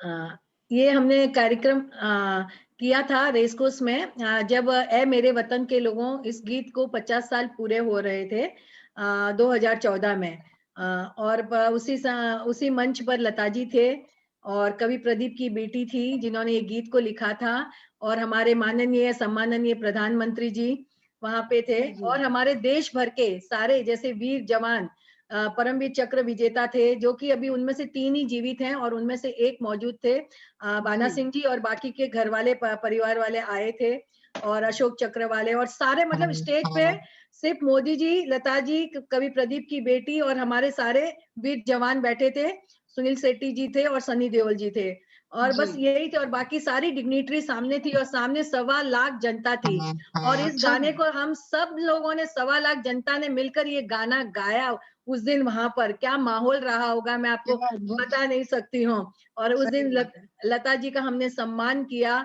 और उसी जी, दिन वहां पर जब कार्यक्रम खत्म हुआ और तब जब वीर जवान मिले उन्होंने कहा कि बेटा आपने बहुत अच्छा किया लोरा फाउंडेशन के माध्यम से ऐसा कार्यक्रम करके कि हमारे सम्मान तो बहुत हुए हैं लेकिन एक गैर सरकारी संस्थान द्वारा सम्मान और इतनी सारी जनता सामने बैठी हो वहां हमारा सम्मान होना हमें बहुत मतलब हमारे दिल को छू गया उसके पहले बहुत मैं भी बढ़िया। रितु जी है मैं भी सैनिकों जी, के बारे में इतना नहीं जानती थी हाँ इतना जी, है कि हमारे सैनिक हैं लेकिन परमवीर चक्र क्या है कौन कौन से चक्र मिलते हैं इतने कोई जानकारी हम लोग नहीं मतलब उसमें ध्यान नहीं देते थे हम समझते थे बस हमारा सैनिक है जो सरहद पर हमारी रक्षा कर रहे हैं लेकिन उस दिन मेरे मन में आया कि नहीं इनकी बातों को इनके बारे में लोगों को जानना चाहिए मुझे इनके बारे में लिखना है और एक किताब और वहीं उस दिन मेरे मन में ये बीज पड़ा और फिर मैंने परमवीर चक्र वॉर डायरी लिखा उनके बारे अच्छा, में लिखा और उसके पश्चात घर कब आओगे ये किताब भी मैंने लिखी तो इस बहुत तरह से प्यारा टाइटल इतना सुंदर है।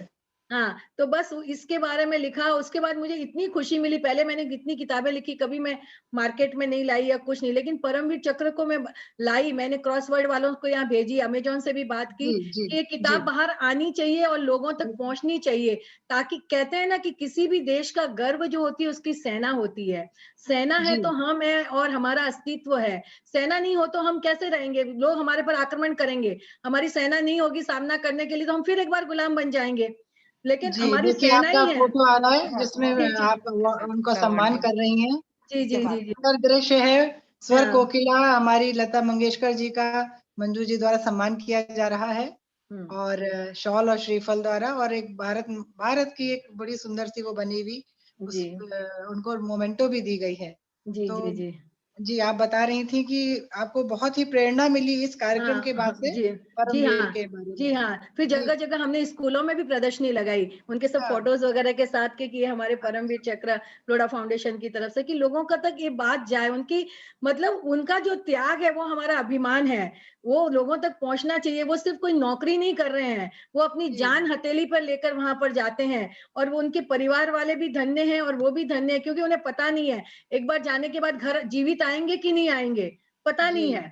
लेकिन वो बिल्कुल फिर भी सही बात। जाते हैं देश की रक्षा की खातिर, कहीं-कहीं तो घरों से मतलब पीढ़ियाँ की पीढ़ियाँ जो हैं वो देश सेवा के लिए समर्पित होती हैं। हाल ही में एक कार्यक्रम में मैंने देखा, एक घराना ऐसा था जो 300 सालों से देश सेवा में समर्पित रहा है। अच्छा, तो इस तरह हाँ, तो इस तरह से कई मतलब लोग होते हैं, और ये जो सैनिक होते हैं, देखिए घर देखिए हम लोग को थोड़ी ठंडी लगती है, गर्मी लगती है, हम कितने बेचैन हो जाते हैं। तो हम जी, कभी जी, कल्पना भी करते हैं कि वो माइनस डिग्री में कैसे रहते होंगे, या 52 तापमान होता है तब वो किस तरह से रहते होंगे। मैं जैसलमेर भी जाकर आई हूँ, मैं भर गर्मी में मैंने उनका वहाँ का मैं देख कर आई हूँ कि वो किस तरह से रहते हैं। तो उस जी, मन को इसको है ना एक फीलिंग होना चाहिए, ये मन के अंदर की बात है, कि जब आपके बिल्कुल दिल सही को बात है। स्पर्श करती है ना तभी आप ऐसे कुछ कर सकते हो। मैं हर साल अभी उनको राखी बाँधने भी जाती हूँ, इनके साथ मतलब ऐसे उनको देखकर ऐसे गर्व महसूस होता है, और राखी बाँधती तो ऐसा लगता है अरे मेरा भाई सैनिक है। एक ऐसा जी, अलग गर्व महसूस होने लगता है। तो यही है, और फिर मैंने उनकी भावनाओं को अपने दिल में महसूस किया। जबकि ऋतु जी मेरी कोई 7 पीढ़ी में कोई मेरे परिवार से कोई सरहद पर नहीं गया, ना सैनिक है, लेकिन मैंने उस पीड़ा को महसूस किया है। मैंने जी, उस चीज़ को बहुत अच्छी। अपने अंदर महसूस किया है। तब मैंने एक दूसरी किताब भी लिखी कि घर कब आओगे, जिसमें मैंने उनके परिवार वालों की जो भावना है, उनको उसमें व्यक्त किया है आपकी कि पुस्तक सामने हो तो दिखाइए, हाँ, उसका वो कवर देख सकते हैं, हाँ, हाँ, मैं अगर आपके बिल्कुल हाँ, सामने। हाँ, ये देखिए, अरे वाह! कितना सुंदर कवर है। ये देखिए।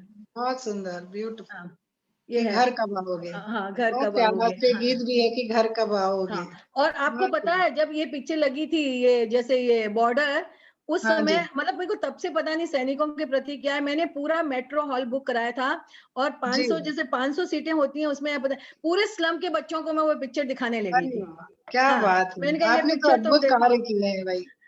तो कितना सम्माननीय कार्य किया है आपने, तो सैनिकों का सम्मान। हाँ, और तो इतना अच्छा लगा कि अरे मैंने इन बच्चों को ये पिक्चर दिखाई, बॉर्डर पिक्चर, ये देखेंगे, इनको कितना अंदर से अच्छा लगेगा कि भाई देखो। बहुत।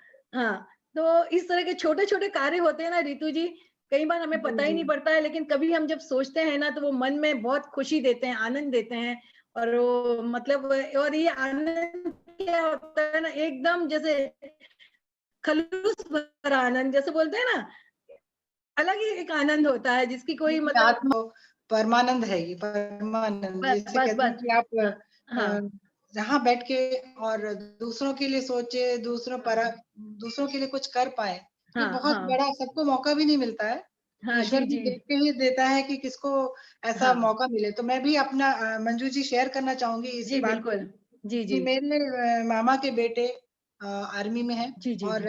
जब ये कारगिल युद्ध हुआ था हम इंदौर में थे, हाँ, हाँ, और वो हाँ। उस टाइम कैप्टन थे जी, जी। और बैचलर थे। छोटे हुँ, से हुँ। उम्र के नन्हे से मस्ती कर रहे हैं, बच्चों छोटे हमारे बच्चे उनके साथ मऊ में पोस्टिंग हुई उनकी, इंदौर के पास कैंट एरिया है। जी, जी, जी। तो बस वो आते थे, खूब हम लोग मस्ती चल रही है, खूब बच्चों के साथ घूम रहे हैं, कभी क्रिकेट मैच देखने जा रहे हैं, और नई मोटरसाइकिल खरीदी उसमें बच्चों को घुमा रहे हैं। फिर अचानक एक दिन फ़ोन आया कि दीदी मैं कारगिल का युद्ध शुरू हो गया है, मैं बॉर्डर पे जा रहा हूँ। और एकदम हम लोग भी घबरा गए कि भई अभी छोटा-सा है, हम लोग को तो भाई छोटा ही लगता रहा हमेशा। बिल्कुल, तो बिल्कुल। हमने कहा अच्छा ठीक है, बहुत अच्छे से जाओ, और क्या खाओगे? तो बोले मेरे लिए आलू के पराठे ले आना दीदी, मैं ट्रेन से निकल रहा हूँ। तो जब तक हम लोग पहुँचते, वो ट्रेन थोड़ी पहले ही चली गई, ओह! और मुझे बहुत दुःख हुआ, एक घबराहट भी हो रही थी, और बड़ी परेशानी सी हो रही थी कि भई इतना बड़ा युद्ध शुरू हो गया है, और इतने बालक लोग जा रहे हैं, हमारे भाई लोग जा रहे हैं सेवा के लिए। खैर उसके बाद कारगिल का बड़ा भीषण युद्ध हुआ, सभी को पता होगा, और आप जी। यकीन मानेंगे कि 2 महीने तक भाई की कोई भी खबर नहीं ओह! आई। और वो जिस रेजिमेंट में थे, उस रेजिमेंट के उनके साथ के बैचमेट्स एक एक करके सब शहीद हो रहे थे और एक एक करके उनके शहादत की खबरें आ रही थी। उस टाइम हम लोग इतने व्यथित थे, कहीं से भी कोई समाचार नहीं मिल रहा है। तो वो हमने क्या किया कि वहाँ महिला संगठन हम लोगों का था एक, तो उसके द्वारा हम लोगों ने इंदौर डिस्ट्रिक्ट के और महू के जो भी सैनिक परिवार थे, उनको हम लोगों ने एक लिस्ट बनाई, उनका इंटरव्यू किया, उनको टेलीकॉम के वीआईपी लिस्ट में डाल के कि उनका फोन ना खराब हो। उस जमाने में 2001 में फोन जल्दी खराब भी हो जाते थे। वो अपने परिवार से कोई संपर्क करना चाहते हो सैनिक तो तुरंत हो जाए, और रोज उनके फोन चेक होते थे। फिर हम लोगों ने पर्सनली जाके उनका इंटरव्यू लिया, सारी माताओं का, बहनों का, उनके परिवार की जो बेटियां थी, बड़े सब लोग व्यथित थे। और इधर हम भी अपने भाई के लिए बड़े परेशान। मामा जी से रोज बात हो रही थी कि भाई जी आवाज आ रही है? हेलो, आवाज आ रही है? हेलो। हाँ हाँ हेलो, जी, हाँ हाँ हाँ हाँ हाँ, आपकी आवाज रुक। हाँ हाँ। तो बस फिर एक दिन अचानक पता चला कि इंडिया टुडे मैगजीन में मेरे भाई की फोटो आई कि वो तोलोलिंग पे झंडा फहराते हुए। अरे वाह। अब हमको लगा कि देखिए ये बिल्कुल ठीक है और भारत के झंडा फहरा रहे हैं। तोलोलिंग का एक बहुत बड़ी विक्ट्री उनको मिली थी और वो सकुशल है, सुरक्षित है। उनकी यूनिट के सभी लोग शहीद हो गए थे, तो बहुत सुकून मिला। मैंने तुरंत मामा जी को फोन करके बताया और वो अहमदाबाद में थे। वो वहां से कोई भी सैनिक गुजरात से नहीं गया था। वहाँ सैनिक कम ही होते हैं गुजरात में। तो जैसे ही वो रात के टाइम था और मैगजीन देखा उन्होंने, उसमें अपने बेटे की तस्वीर देखी तो वो उनके आंसू बहने लगे, मामा मामी दोनों की। तो आसपास लोगों ने पूछा कि क्या बात है, तो उन्होंने बताया मेरे बेटे की ये तस्वीर निकली है। और ये बात पूरे अहमदाबाद में जंगल की आग की तरह फैल गई। और उसके बाद बता रहे उनका इतना सम्मान हुआ, इतना सम्मान हुआ कि लोग, गुजराती लोग इतने प्रसन्न हो गए कि भाई गुजरात से एक सैनिक गया है जिसने तोलोलिंग पे विजय प्राप्त की है। इसी बीच हमारा भाई आया और हम लोगों ने एक बहुत बड़ा कार्यक्रम किया था। कारगिल शौर्य पराक्रम नामक एक पुस्तिका का भी हमने लोकार्पण किया था और सैनिक परिवारों का सम्मान किया था। और वही गीत जिसमें उसमें जो कवर फोटो बनी थी, उसमें उनकी यूनिट के एक कैप्टन थे, राजेंद्र गुप्ता जी। तो उनकी पत्नी, वो भी सैनिक थी, डॉक्टर थी। तो वो अपनी पति की शहादत पर एक रीत चढ़ाते हुए उनकी फोटो थी और उसपे बहुत सारे हम लोगों ने देश प्रेम से संबंधित कार्यक्रम किए। और वही गीत फिर मैंने जब भाई की यूनिट में कश्मीर में बिल्कुल बॉर्डर पे गाया और उनकी यूनिट से जो सम्मान और जो खुशी मुझे मिली उनके द्वारा, वो अवर्णनीय, अकल्पनीय है कि किस प्रकार की -20, -40 में रहते हैं वो लोग। सही बात है। बहुत गर्व का अनुभव किया मैंने कि मेरा भाई आज ब्रिगेडियर हो गया है। बिल्कुल बिल्कुल। आप भी परमवीर सुन के, उसको भी वीर चक्र मिला इस कार्य के लिए। आज वो बहुत, आज भी वहीं कहीं बॉर्डर के पास अपनी ड्यूटी निभा रहे हैं। हाँ हाँ हाँ, बराबर। बहुत रूबरू मेरा रहता है आर्मी वालों से। मेरे भाई, मेरे चाचा, मेरे मौसा जी सब आर्मी, इंडियन एयरफोर्स सब में रहे हैं। अरे वाह, में रहे हैं तो बहुत लगाव भी है मुझे इन सब सर्विसेज से और देश प्रेम की भावना बहुत ज्यादा है। तो आप जो बता रही कि आपकी पीढ़ी में आपके दूर दूर तक कोई भी सैनिक नहीं है, तो आपने इतना बड़ा काम किया है। तो आपके तो ये बहुत सुंदर विचार हैं सच में। बच्चों के मन में शुरू से अगर ये विचार दिए जाएं, उनको कहानियां सुनाई जाएं। आपकी परमवीर पुस्तक अगर हो तो आप दिखाएं। वो भी नहीं, एक्चुअली मैं क्या लोनावला में हूँ ना, तो वहाँ सारी। हेलो, आप उसको कभी जरूर डालिएगा। आपने परमवीर पुस्तक को जरूर आप सुनना चाहेंगे, उसकी कहानियां। कभी हम एक सेशन रखेंगे आपके साथ। हाँ बिल्कुल तो आप बिल्कुल उसमें से बिल्कुल स्टोरी रीडिंग करिएगा। और स्टोरीज होंगी। आपको मैं बताऊं कि उसमें जो भी शहीद हुए हैं, अधिकतर जो वीर गति को प्राप्त हुए, उनकी उम्र इतनी छोटी थी। उनकी आपको बताइए ना, 30 साल, 20 से 30 साल के अंदर। जो अभी खाली 3 जीवित बचे हैं वो अभी बड़े हुए हैं, मतलब अभी उनकी उम्र बढ़ रही है। लेकिन मतलब सब जिन्होंने देश के लिए, मतलब एक प्रेम था, 18 साल के भी गए हैं और मतलब 30 साल की उम्र तक के लोग, तो उनके मतलब सैल्यूट करने को, हाँ वो एक जज्बा होता है, उनको सैल्यूट करने को मन करता है, उनके परिवार को सैल्यूट करने को मन करता है। जैसे मैंने एक, जैसे हमेशा होता है ना कि वो परिवार भी एक युद्ध लड़ता है घर में, एक सैनिक तो युद्ध लड़ता है सरहद पर। मैंने जैसे उनके लिए बहुत सारी कविताएं लिखी, एक कविता सुनाती हूँ कि तुम बिन रातें अंधियारी हैं और दिन भी धुंधला धुंधला है, सूरज की रोशनी आंखों को जलाती है और दिल की तपन को और बढ़ा देती है। जब भी सखियों को साजन के संग गलबाइयां डाल घूमते हुए देखती हूँ, तब तुम कितना याद आते हो उस पीड़ा को तो व्यक्त करने के लिए मेरे पास शब्द ही नहीं है। स्कूल में पेरेंट्स डे हो या बच्चों के संग पार्क जाना हो, खरीदारी करने जाना हो या उनको सिनेमा दिखाना हो, तब कितना अकेलापन झेलना पड़ता है। सोचती हूँ, तुम साथ होते तो सड़क किनारे खड़े होकर मैं भी गोलगप्पे खाती, बर्फ क्या की बात है। आइसक्रीम खाती, तुम संग बच्चों की तरह जिद कर करके 2-4 चीजें यूं ही खरीद लेती, सजती, सवरती, इठलाती। लेकिन तुम बिन अब क्या खरीदारी करना, क्या सजना और क्या सवरना। लेकिन फिर अगले पल वो नकारात्मक विचारों से बाहर आती है, फिर सकारात्मक विचारों में आती है कि नहीं, फिर पलट कर कहती है, नहीं, सज सवर कर 2-4 तस्वीरें खींचकर तुमको भेज दूं। तुम उन्हें देखो, मुस्कुराओ, मेरी तारीफ करो, मुझे अपने दिल के करीब महसूस करो, मेरी तस्वीरों को अपने हृदय से लगा लो। तुम्हारी आंखों में मैं खुद को निहार लूंगी, कुछ शर्मा जाऊंगी, कुछ यादों में उतर जाऊंगी और इसी में जी जाऊंगी और इसी में जी क्या बात जाऊंगी। है, बहुत सुंदर। एक सैनिक की पत्नी की आपने जो एक व्याख्या की है उसके मनोभाव की, मनोदशा की, बहुत सुंदर आपकी कविता है। और ये ये वही अनुभव कर सकता है जो इतने करीब से उनको देखे। जी इतने प्यारे भाव एक साहित्यकार जो बहुत सहृदय है, वही कर जी सकता है।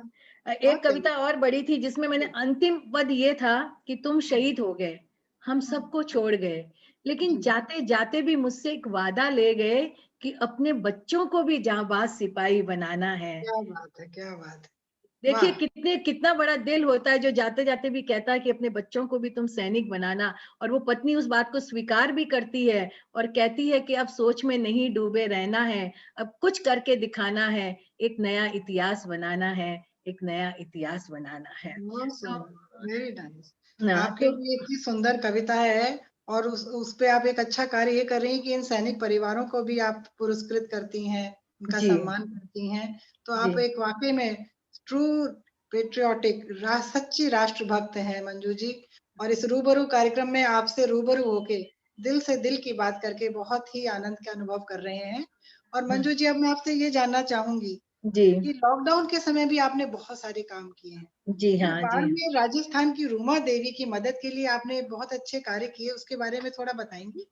हाँ जी, देखिए रूमा देवी तो एक अपने आप में एक ऐसी शख्सियत है जिसके बारे में क्या कहा जाए। जो देखिए एक कहते हैं ना कि कुछ करने के लिए मौसम नहीं, मन होना चाहिए, साधन सारे जुट जाएंगे, बस संकल्प का धन होना चाहिए, संकल्प का धन होना चाहिए। क्या बात रूमा देवी देखिए बाड़मेर में है, बहुत छोटी उम्र में, जैसे 5 साल की थी तब उनकी माँ चली गई थी, पिता ने दूसरी शादी कर ली, बड़ी जी, गरीबी से वो ऊपर आए, बहुत कम पढ़ी लिखी, लेकिन फिर उनके एक बच्चे मतलब चला गया, तब उन्होंने उस दिन सोचा कि गरीबी की वजह से चला गया तो अब मुझे कुछ ऐसा करना चाहिए, और दादी से उन्होंने जो हस्तकला सीखी थी उस कला को बाहर लाया और ऐसे करके आज वो 21 से 25,000 महिलाओं को उन्हें उन्होंने जोड़ा है, और उनके सारे अच्छा, कार्य, हाँ, वो जर्मनी तक गई, विदेशों में गई, और अपने मतलब, और उनका वेशभूषा आप देखिए, वही अपनी राजस्थानी पारंपरिक वेशभूषा पहनकर वो हर जगह जाती हैं। तो उन्होंने हम्म, इतना बड़ा काम किया, तो बस हमने एक छोटा-सा प्रयास किया हमारे काव्य मंच के द्वारा कि हमने एक जैसे कि 100 पैकेट कुछ बना के हम वहाँ पे बाड़मेर में भेज दिए हम लोगों ने, कि वहाँ उस समय सारी चीज़ें बंद थी लॉकडाउन के समय, अच्छा, उनका अरे सामान वाह, भी नहीं बिक रहा था। तो ऐसे करके हमारी संस्था ने भेजा, कुछ हमारी दूसरी पहचान वाली संस्थाओं ने भेजा।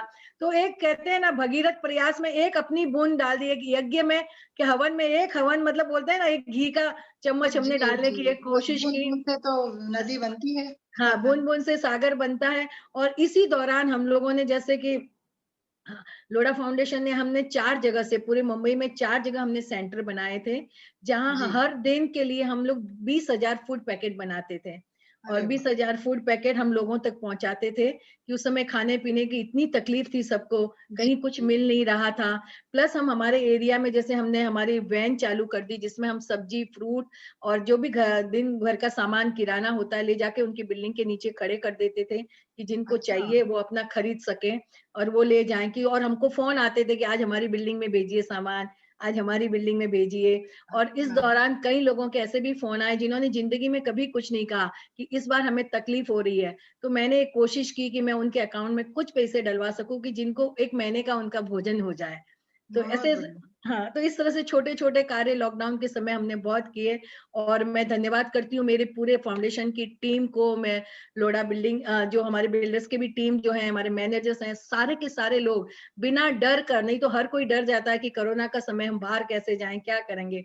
लेकिन वो लोग सब ने साथ दिया, तभी जाकर हम ये कर सके कि दिन के 20,000 पैकेट बनाना आसान नहीं होता है। फिर उनको जाकर अपनी गाड़ी से लोगों के अंदर बाँटना, उनको हम बुलाते नहीं थे।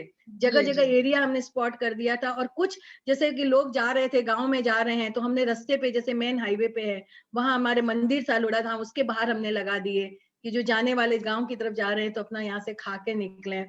तो इस तरह से कोशिश मतलब करते हैं और सबका साथ होता है, तभी ये कोशिशें सफल भी होती हैं। हम अकेले तो हम कुछ भी नहीं कर सकते थे घर में बैठकर, लेकिन मैं नहीं, सब मेरे सारे जैसे कलीग्स हैं, मैं सबको दिल से धन्यवाद करती हूँ और फाउंडेशन के भी जितने लोग हैं कि आप लोगों की वजह से ये फाउंडेशन इतना अच्छा चल रहा है और लॉकडाउन के दौरान हम लोगों की मदद करने में कुछ हद तक सफल हो गए हैं।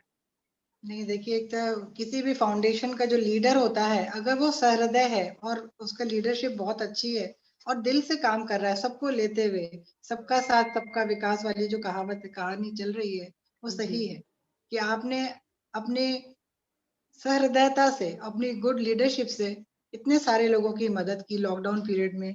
बाड़मेर की रूमा देवी को भी मदद पहुँचाई और साथ जी, में मुंबई में जो बहुत सारे ऐसे लोग जिनको अचानक लॉकडाउन लगने से जो जी, दिक्कतें, परेशानियाँ आ रही थी, जी, जी, बेसिक जी, भोजन की नीड हो गई थी। तो जी, आपने बड़ा हिम्मत का काम किया क्योंकि बड़ा कठिन समय था वो। जी, और देखिए बहुत सारे अच्छे लोग हैं दिन जहाँ पे हर तरह के लोग हैं। जी, दैत्य हैं तो असुर हैं तो हाँ, अपने देवता लोग भी होते हैं। जी, जी, जी, अच्छा काम करके ही हमारे भारत का नाम पूरे विश्व में आज इतना हाँ, अच्छा संदेश जा रहा है भारत में। एक तो इतना बड़ा कार्यक्रम हुआ है कि मेरा ख्याल सुना मैंने कल कि 80 करोड़ लोगों को 8 महीने तक भोजन दिया गया। ये इतना बड़ा फूड प्रोग्राम पूरे विश्व में कहीं बिल्कुल, नहीं। कहीं नहीं होगा। तो आपने अपनी तरफ से भी देखिए, आपने ये छोटे-छोटे प्रयास इतने जी, लोगों ने ये प्रयास किया, अपनी तरफ से भी काम किया, लोगों को मदद करी है। तो ये एक बहुत बड़ा प्रेम का सागर है हमारा भारत देश। बिल्कुल। छोटी छोटी-छोटी नदियाँ, छोटे-छोटे प्यार मिलता जाता है तो एक विशाल प्रेम सागर बन जाता है। ये मैं अद्भुत आपको एक कहानी बताती हूँ। जी, जैसे हम लोग कहते हैं ना कि समाज सिर्फ़ लोगों की भीड़ का नाम समाज नहीं होता है। ऐसे तो हाथी और वो लोग भी मतलब भीड़ में घूमते हैं, उन्हें हम समाज नहीं कह सकते। लेकिन ऋतु जी देखिए एक बार है जी। ना विष्णु भगवान ने देवों को और दानवों को दोनों अपने यहाँ भोजन पर आमंत्रित किया। लेकिन उन्होंने एक शर्त रखी कि आप लोग को बिना कोहनी मोड़े हुए खाना खाना है। अब विष्णु भगवान के यहाँ का खाना कैसा होगा? अब खाना तो खाना है, लेकिन राक्षस पहले आए, असुर आए, लेकिन उन्होंने मतलब उनके अंदर अस्तित्व की भावना नहीं थी, इसलिए वो आपस में लड़ झगड़ कर बिना खाना खाए चले गए। लेकिन जब देवता आए, तो उन्होंने सोचा कि ये खाना तो हमें खाकर जाना है, तो उन्होंने युक्ति करी और आमने-सामने बैठ गए कि वो उसको खिलाए और वो उसको खिलाए, तो हमें कौहनी मोड़नी नहीं क्या है, बात जरूरत ही नहीं है है! कौहनी मोड़ने की। तो यही समझ मतलब सच्ची में तो यही तो परस्पर सहकारिता होती है। तो कि हम सही बिना बात है। भोजन के नहीं उठने दिया, यही समाज है। समाज फिर भीड़ का नाम नहीं होता, जहाँ लोग एक-दूसरे के लिए मन से कार्य करते हैं। जैसे एक राजा ने मुनादी करवाई, एक कुआँ खुदवाया कि प्रत्येक घर से उस कुएँ में 1 दूध का लोटा डालना है। लेकिन एक व्यक्ति के मन में ये भाव आया कि अरे सारे लोग तो दूध डाले ही हैं, मैं पानी ही डाल दूँ। जब एक व्यक्ति गलत सोचता है ना, तो वैसी भावना पूरे गाँव में सबके लोगों के मन में आ गई और सुबह जब राजा आकर देखता है तो कुएँ में सिर्फ पानी भरा है। लेकिन अगर हमको समाज को क्षीर सागर बनाना है, तो प्रत्येक घर से एक दूध का लोटा हमें बाहर लाना ही होगा, क्या उसमें बात है! डालना ही होगा कि बहुत आसान होता है गगन को चूम लेना, बहुत आसान होता है खिलते हुए चमन को चूम लेना, आँसुओं को पोंछना भी बहुत आसान होता है, पर बहुत कठिन होता है पीड़ित दुखित मन को चूमना, पीड़ित दुखित मन को चूमना और जो ये चूम लेते हैं, उन सबको मैं नमन करती हूँ कि आप इसी तरह से कार्य करते रहें और छोटे-छोटे कार्य की कांटे आते हैं तो आने दो। तुम सिर्फ एक फूल खिला दो, अंधेरे को कोसो मत, तुम सिर्फ एक दीप जला दो। क्या एक बात है! एक फूल की भी सुगंध सूची दूर-दूर तक जाती है, एक दीप की कनक मलिका तम पर विजय मनाती है। जो एक-एक फूल खिलाते हैं हम सब मिलकर, तो चिर बसंत कहलाए और जो एक-एक दीप हम सब मिलकर जला दें ना, तो अंधकार का नामो निशान मिट जाए, वाह, वाह, अंधकार का वाह! नामो निशान क्या मिट बात जाए। है! क्या बात है! 125 करोड़ जनता है, हर कोई अपने घर से एक दीप जला ले तो कहाँ अंधकार होगा? कहीं अंधकार नहीं है। दिवाली की रात में पूनम से ज्यादा रोशनी होती है, सोचिए, क्योंकि हम सब अपने घरों में दीप जलाते हैं। तो यही कार्य, क्योंकि कोई भी इतना गरीब नहीं होता है, छोटा भी आदमी होगा ना, वो भी समाज के लिए कुछ न कुछ कर सकता है, ये मेरा मानना है। आप तन मन धन 3 चीजों में से आप कुछ भी करिए और देखिए समाज कैसे क्षीर सागर नहीं बनता है।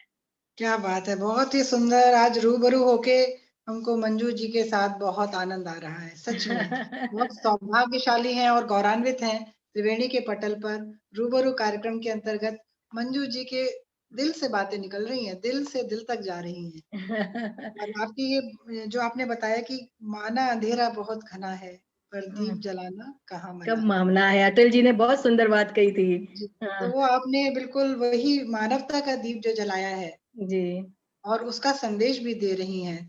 तो जी ये एक अद्भुत कार्य है। जी छोटे-छोटे दीप मिलकर पूनम की रोशनी से भी अधिक हमारी दिवाली को रोशन करते हैं जब जी घोर अंधकार होता है। और बिल्कुल। आपके प्यारे-प्यारे जो फूल खिले हैं, जी सद्भावना के, उससे जी चिर वसंत आ गया। क्या बात कही है आपने। और बसंत की आहट भी है और ये जी तो आपने अनंत वसंत ला दिया है हमारे पटल पे, जहाँ कभी भी फूल नहीं मुरझाएँगे क्योंकि ये मानवता के मानवता के सद्गुणों फूल के है। फूल हैं, जिनकी सुगंध पूरे वातावरण को हमेशा महकाती रहेगी। और आपके द्वारा जो सद्कार्य किए जा रहे हैं, हर तरह कितने स्वरूप हैं आपके, मतलब ये एक अद्भुत मुझे बड़ा आज बहुत प्रसन्नता हो रही है, बड़ा हर्ष हो रहा है कि मेरी आपसे मुलाकात हुई।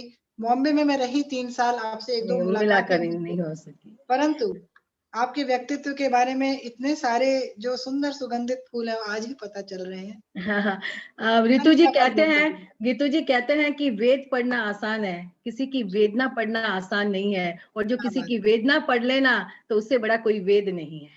बहुत सुंदर, बहुत सुंदर। आप तो मतलब क्या बोले, शब्द कम पड़ रहे हैं हमको आपके बारे में बताने के लिए।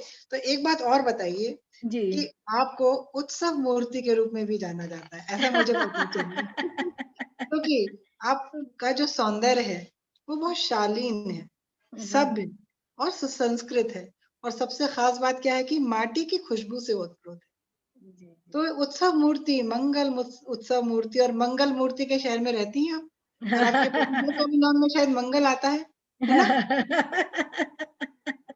तो आज मंगलवार भी है तो बहुत सारे मंगलों वाह का वाह, क्या बात है। सुखद संयोग है। तो आपको उत्सव मूर्ति के रूप में जो जाना जाता है, क्योंकि मैं हमेशा आपको देखती हूँ कि राजस्थान की खुशबू से ओतप्रोत रहती हैं आप। सुंदर वहाँ के आत्मनिर्भर भारत का भी एक जो एक संदेश जाता है आपके जी वस्त्रों जी द्वारा कि जी भाई जी आप जी बुनकरों को, आप हथकरघा वालों को हेल्प कर जी रही हैं। सही बात है ये। जी आप जी। उसके बारे में बताएँगे कि आप उत्सव मूर्ति हर ओकेज़न के हिसाब से, do you dress to kill और हाँ, ये मैं राजस्थानी महिला मंडल है, वहाँ की हमारी संस्था है, 70 साल पुरानी। अभी मैं वहाँ की वाइस प्रेसिडेंट भी हूँ। तो हमारी अच्छा। वहाँ के जो भूतपूर्व जो हमारी अध्यक्षा रही हैं, माधुरी बाई नेवटिया, वो जी, हमेशा मुझे एक ही कहा करती है कि बस मंजू उत्सव मूर्ति है। हमारे मंडल में कोई भी कार्यक्रम हो, कुछ भी हो, जैसा मतलब होता है उस दिन का ओकेजन, अवसर, मैं हुँ, वैसे तैयार होके जाती हूँ और मैं क्या बात है! पारंपरिक वेशभूषा में हमेशा जाती हूँ। अच्छा, मुझे हमेशा लगता है कि आपको जैसा अवसर है वैसा तैयार होना चाहिए। अगर आपके पास है सब कुछ तो क्यों नहीं होना? मेरे बिल्कुल सही। ससुर जी हमेशा कहा करते थे कि dress well, address well and dash well. ये 3 चीज़ें ज़रूर में मतलब जीवन में अपनानी चाहिए। और जब आप रितु जी आप अच्छे से तैयार होके जाते हो ना तो आपके अंदर एक अलग तरह का आत्मविश्वास आता है। जी, बिल्कुल और वो सही बात। आत्मविश्वास आपको आनंदित करता है। जब आप आनंदित होते हो तो आप दूसरों को भी आनंद बाँटते हो। तो मुझे हमेशा से लगता है, और जब वी मेट का एक डायलॉग है, याद है आपको, करीना कहती है कि मैं अपने आप की फेवरेट हूँ। मैं अपने आप से कहती हूँ कि मैं अपने आप की फेवरेट हूँ, ये क्योंकि हम जब हमारी तक भी है, हमारी भी है। हाँ, तो जब तक हम खुद को पसंद नहीं करेंगे तो हम कैसे दूसरों के तक हम पहुँचेंगे? तो पहले हम अपने आप को पसंद करेंगे, अपने आप को पैम्पर करेंगे, तब हम जाके दूसरों की सेवा कर सकते हैं। तो मेरा और आपको तैयार ऐसा होना हो चाहिए कि जो शालीनता हो, जो आपके लिए एक जी, सम्मान पैदा करे, ऐसा तैयार होना चाहिए। बिल्कुल किसी भी सही तरह बात। का हमको तैयार नहीं होना है कि हम कैसे भी परिधान पहनकर चले जाएँ, लेकिन हमारा जैसे हम हैं, हमारी पारंपरिक वेशभूषा। इवन मैं जब अमेरिका मेरे बच्चे पढ़ते थे, उनका ग्रेजुएशन था, दीक्षांत समारोह था, मेरे बेटा मुझसे कहता था, मम्मी आप साड़ी पहन के आओगी बस। वाह वाह कि आपको वहाँ भारत साड़ी की पहनना है, कि हमारे भारत के जो एक है मतलब गरिमा है बिल्कुल। गरिमा है, उसको साड़ी में ही हो। जैसे लंदन के में भी मैंने कितने प्रोग्राम किए, लेकिन हमारी पारंपरिक वेशभूषा में मैंने हमेशा की है। मुझे अच्छा लगता है कि अपने देश का परिधान पहन के जाओ। एक मतलब अलग, मतलब एक हमारे देश में तो कितने विभिन्न परिधान है, हर क्षेत्र के, हर मतलब जहाँ जी भी जी हमारे जी। स्टेट है सबके है। तो आप कुछ भी है, लेकिन और सब में एक अलग गरिमा है। तो वैसे आप मतलब वस्त्र धारण कीजिए, वैसे अनुकूल आप थोड़ा-सा मतलब कहते हैं ना गहने पहन लीजिए, वैसे तैयार हो जाइए बस, और क्या चाहिए? क्योंकि पहला और इंप्रेशन तो आपका वहीं से पड़ता है कि आप किस तरह से दिख रहे हो। यस फिर यस फिर वेरी ट्रू। आपकी मतलब वो हो जाती है। मैं आपको कई बार मैं आपको बताती हूँ ना कि मैं मतलब कई प्रोग्रामों में मुझे मुख्य अतिथि के रूप में वो बुलाते हैं ना, और फिर मेरे को कई महिलाएँ आके बोलती हैं कि पहले हम क्या सोचते थे कि भई आप लोढ़ा जी की पत्नी हो तो आपको हम मुख्य अतिथि के रूप में बुला लिया है, क्या बड़ी बात है। लेकिन जब हम आपकी बातें सुनते हैं तो हमको लगता है कि नहीं, आपको आपकी वजह से बुलाया है, और तब मैं हाँ इतनी बहुत हँसती बड़ी हूँ। बात। मैं इतनी हँसती हूँ कि चलो कोई बात नहीं। और एक मैं आपको एक चीज़ और बताती हूँ गुदगुदाने वाली। मैं जी मतलब बहुत मतलब 10वीं पास करके हम लोग सब भाई-बहन और परिवार है ना कश्मीर घूमने गया था। हम जी लोग जी। कश्मीर में सड़कों पे घूम रहे थे, तो सामने से कोई कॉलेज से लड़कियाँ छूट कर आईं, और सब लड़कियाँ मालूम है, मैं जहाँ खड़ी थी ना मेरा आजू-बाजू गोल-गोल हो गई और मेरे को बोलते हैं नीतू सिंह, नीतू सिंह। हम इतना अरे वाह। हँसे इतना। अब अब तो मैंने मुझे भी लगने लगे हैं अब। झलक तो आ रही है। तो मैं हम लोग इतना हँसे कि भई ये क्या नीतू सिंह है? कहाँ है? या कोई नीतू सिंह नहीं है, मैं मंजू हूँ भाई। लेकिन एक वो होता है ना, कहीं-कहीं घटनाएँ हो जाती हैं। जैसे मैं सगाई करके अभी जैसे मैं गई थी जोधपुर पहली बार ना, तो मैं तो जानती नहीं थी, लेकिन हमारे जो अड़ोस-पड़ोस के लोग थे सब जैसे देखने आए, नई बहू आई है, जी उनको जी जी। देखने आए। तो उनमें से कई लोगों ने मुझे बोला, मतलब कि गायत्री देवी जैसी सुंदर है, और मैं जानती नहीं थी गायत्री देवी कौन है। ये तो मुझे मुझे फिर पता पड़ा कि गायत्री देवी मतलब उनके सामने मतलब हमारा मतलब बात करनी बहुत मतलब बहुत बड़ी बात हो जाती है। हम कुछ भी नहीं है उनके सामने। लेकिन ऐसा होता है कई बार कि कुछ चीज़ें ऐसे, कई घटनाएँ ऐसी घट जाती हैं जीवन में, जो कभी अकेले में बैठते हैं तो मन में गुदगुदाते हैं। मेरा मतलब पोता है ना 4 साल का है, मैं हमेशा आईलाइनर लगाती हूँ, मुझे बहुत पसंद है ऋतु जी। अच्छा। तो एक दिन जब मतलब वो छोटा था, मेरे को एक दिन आके बोलता है, दादी आप जो ये लगाते हो ना, ये क्या चीज़ है, उसे पता नहीं क्या है, लेकिन आप बहुत अच्छे लगते हो, बहुत सुंदर लगते हो, आप हमेशा इसको लगाया करो। अब तो ऐसा हो जाता है कई बार कुछ ना कुछ, लेकिन मेरा हमेशा मानना है कि सौंदर्य तो एक बाहर का है, लेकिन सौंदर्य से बड़ा होती है अपनी सीरत अच्छी रखनी बहुत ज़रूरी है। बिल्कुल और सही इन बात। इन दोनों का जब संगम होता है तो कहते हैं कि उसकी उससे बड़ी कोई बात नहीं होती है। वो त्रिवेणी संगम ऐसा होना चाहिए, आपके विचार, आपका दिल और आपका बाहरी आवरण, तीनों का संगम त्रिवेणी संगम होना चाहिए। बहुत तभी सुंदर हाँ, बात बोली आपने कि mind body and soul. Yes तो हाँ, मंजू जी की मंजुल मूरत आंखों में बसी हुई है, और हाँ, आपकी मन आत्मा अंतरात्मा और तन मन सब कुछ बहुत सुंदर है। तो मंजू जी आपसे हम आग्रह करेंगे जी, कि जैसे आप प्यारी बातें बता रही हैं और जी, ऐसे ही आप अपनी कुछ रचनाएं सुनाना चाहेंगी, जी, और जी, हम जी, एक दो रचनाएं आप इस पटल पे अवश्य सुनाएं। जी, हमारे ज़रूर। रूबरू कार्यक्रम में जी, बहुत जी, आनंद आ बिल्कुल। रहा है आपसे बात करके। जी, बिल्कुल सुनाऊँगी मैं।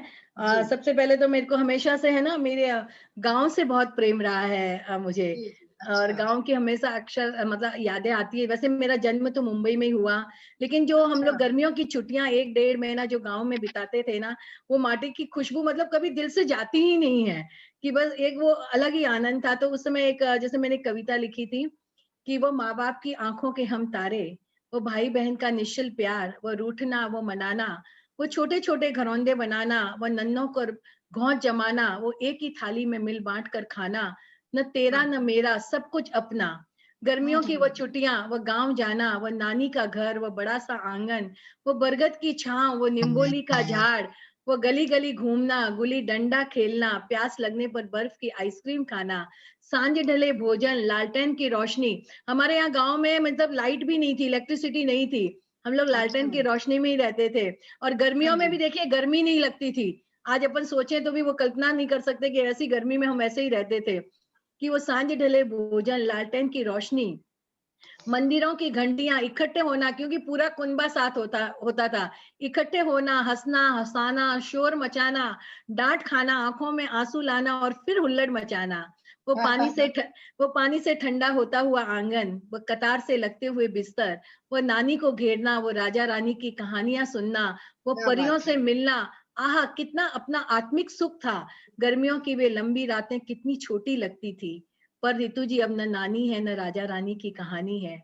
आंगन तो वही है, पर न वो शोर है न वो हुल्लड़ है। अब गर्मियों में पहाड़ी स्तर, सिमटते परिवार, एयर कंडीशन कमरे, बरगद का वो बुढ़ा पेड़ अपनी सूखी टहनियों को समेटे हमें हवा देने अब भी हमारा इंतजार कर रहा है। अब वाह भी वाह वाह। हमारा इंतजार कर रहा है। बहुत सुंदर, बहुत ही प्यारी, इतनी सुंदर कविता है, तब मन प्रसन्न हो गया। आपने वर्तमान का परिप्रेक्ष्य पूरा रखा है कि कैसे आजकल एक आर्टिफिशियल लाइफ में जी रहे हैं। जी। सही बात है। और वो जो गाँव की खुशबू, मिट्टी की सौगंध, माटी की एक अलग। खूबसूरती थी, सुगंध थी। जी। सच में हमें भी अपना बचपन याद आ गया।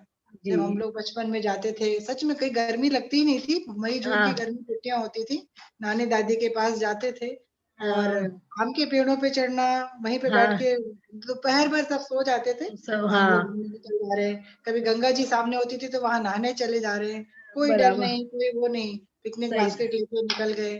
सही बहुत सही। आनंद आता था और आजकल वाक़ई बच्चों पे एक तो शिक्षा का भी बहुत बड़ा। बोझ बहुत हाँ। हो गया, बोझ हाँ। बहुत बना दिया गया है।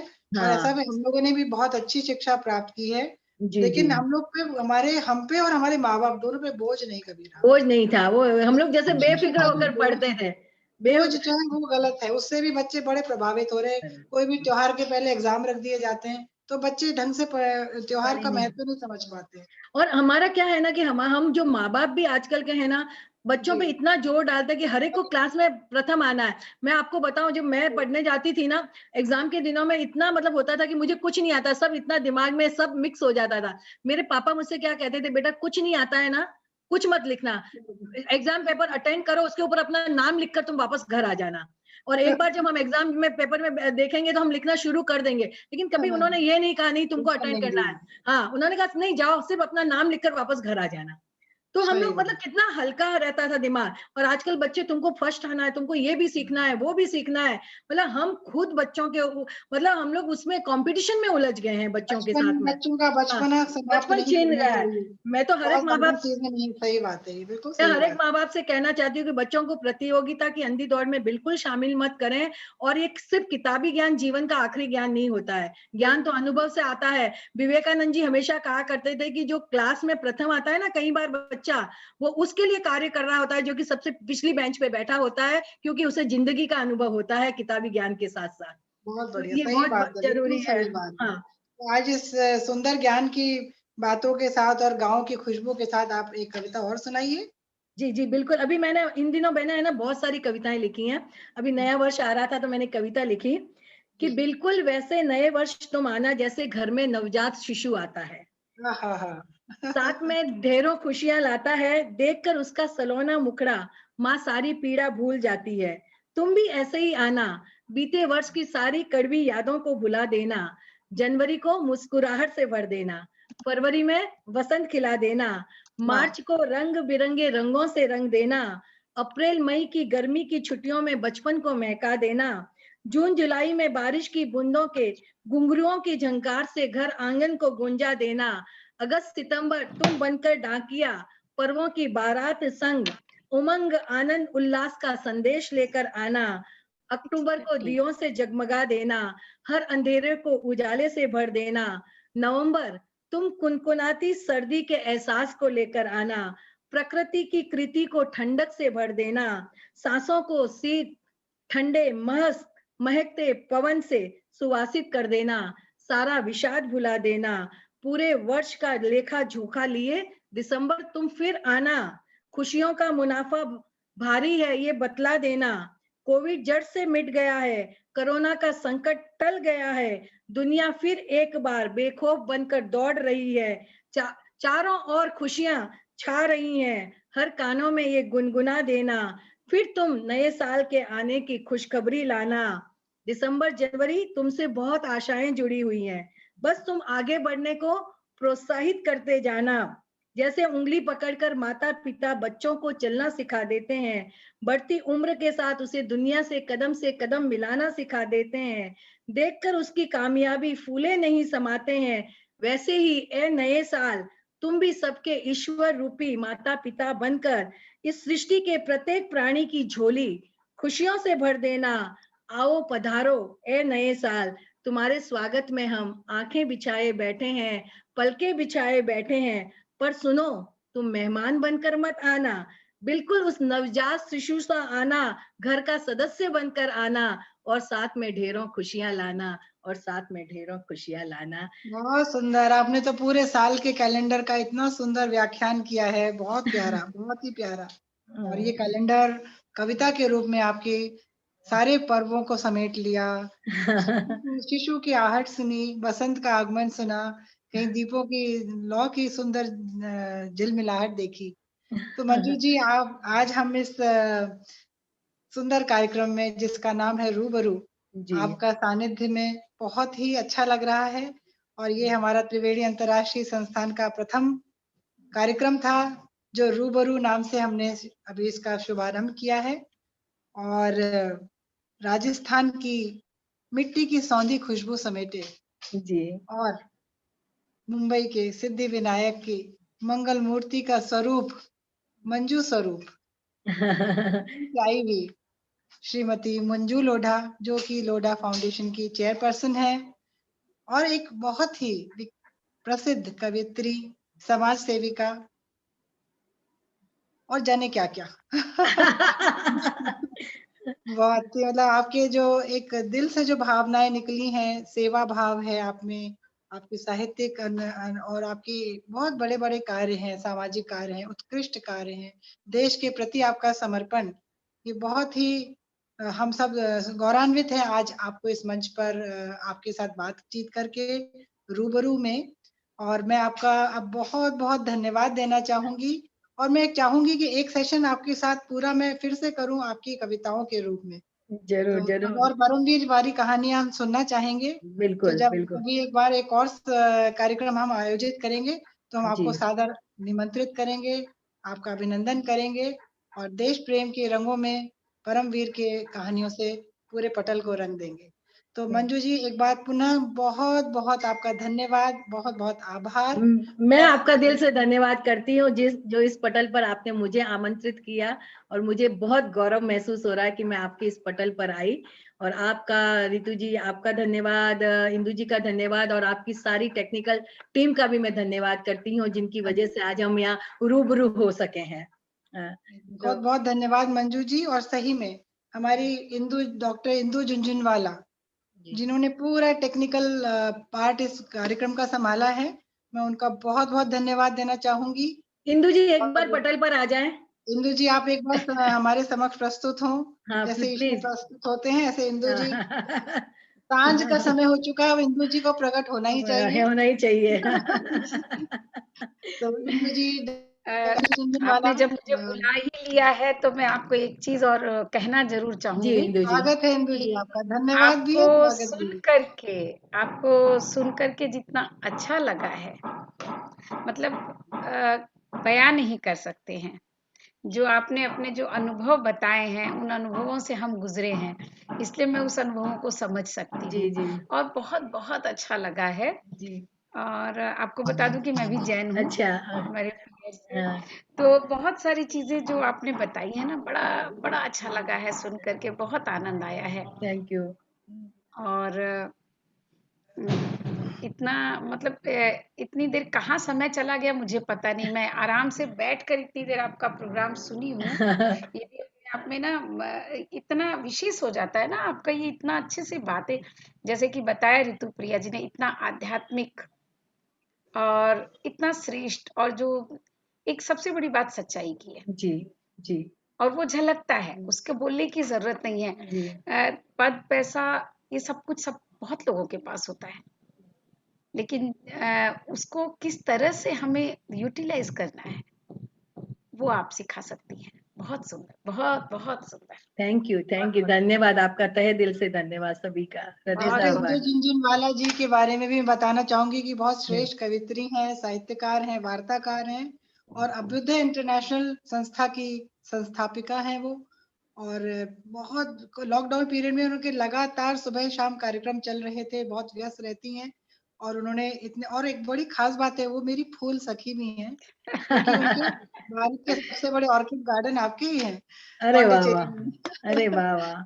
तो हालांकि मैं अभी उनसे मिली नहीं हूँ रूबरू, पर जल्दी ही उनसे रूबरू होंगी बैंगलोर जाकर। तो बिल्कुल फिर से बिल्कुल। मंजू जी का इस रूबरू कार्यक्रम में बहुत बहुत धन्यवाद, आभार। Thank you. आप इस कार्यक्रम पे आई, इस कार्यक्रम और त्रिवेणी के रितु प्रिया जी, आपका भी बहुत बहुत बहुत बहुत आभार और धन्यवाद धन्यवाद और आपको बधाई। जी। बहुत बहुत सुंदर ढंग से आपने इस वार्ता को सामने रखा है। तो अब जितना इतने सुंदर मंजू मंजू लोग जी ने होंगे तो बताया, वार्ता सुंदर होनी है। नहीं नहीं, बहुत बहुत सुंदर ढंग से रखा है, तो उसके लिए भी बहुत बहुत बधाई। और बिल्कुल। ये काफी सुंदर वार्ता रहेगी मेरे ख्याल से, जितने लोगों ने सुना है, दर्शकों ने, और सभी इससे बहुत ज्यादा लाभ उठाएंगे। मतलब आनंद के साथ साथ एक जो होता है ना कि कुछ मिलता है, वो समाज को मिलेगा। ऐसा तो मिल रहा है, बहुत बहुत रूबरू अच्छा। में दिल से दिल तक बात जा रही है। बिल्कुल बिल्कुल बिल्कुल। बिल्कुल। इसी के साथ हम रूबरू आप होकर, सभी से आपने रूबरू होकर और रितु प्रिया जी ने आपको रूबरू कराकर समाज और देश के सामने, बल्कि मैं कहूँ ये अंतर्राष्ट्रीय पटल है, तो जी जी अंतर्राष्ट्रीय पटल पर आपको रूबरू कराया है। और इस तरह की बातें जरूर लोगों को पता होनी चाहिए। जी तो क्या होता है, बहुत प्रेरणा मिलती है। तो जी आप जी जी। तो लोगों के सही लिए बात। बहुत बड़ी प्रेरणा की स्रोत हो सकती है। इसलिए नहीं कि आप लोढ़ा जी हो, इसलिए कि आप मंजू जी हो। थैंक बहुत यू, धन्यवाद। बहुत धन्यवाद। बहुत सुंदर, बहुत सुंदर, बहुत बहुत सुंदर। बहुत बहुत बहुत धन्यवाद बहुत आप सबका। शुभकामनाएं, नमस्कार। अभ्युदय इंटरनेशनल को धन्यवाद, डॉक्टर जी इंदु झुनझुनवाला को धन्यवाद और हमारी विशेष रूप से आज की आमंत्रित अतिथि। अतिथि मंजू जी को थैंक यू, बहुत बहुत धन्यवाद। धन्यवाद, दिल से आभार।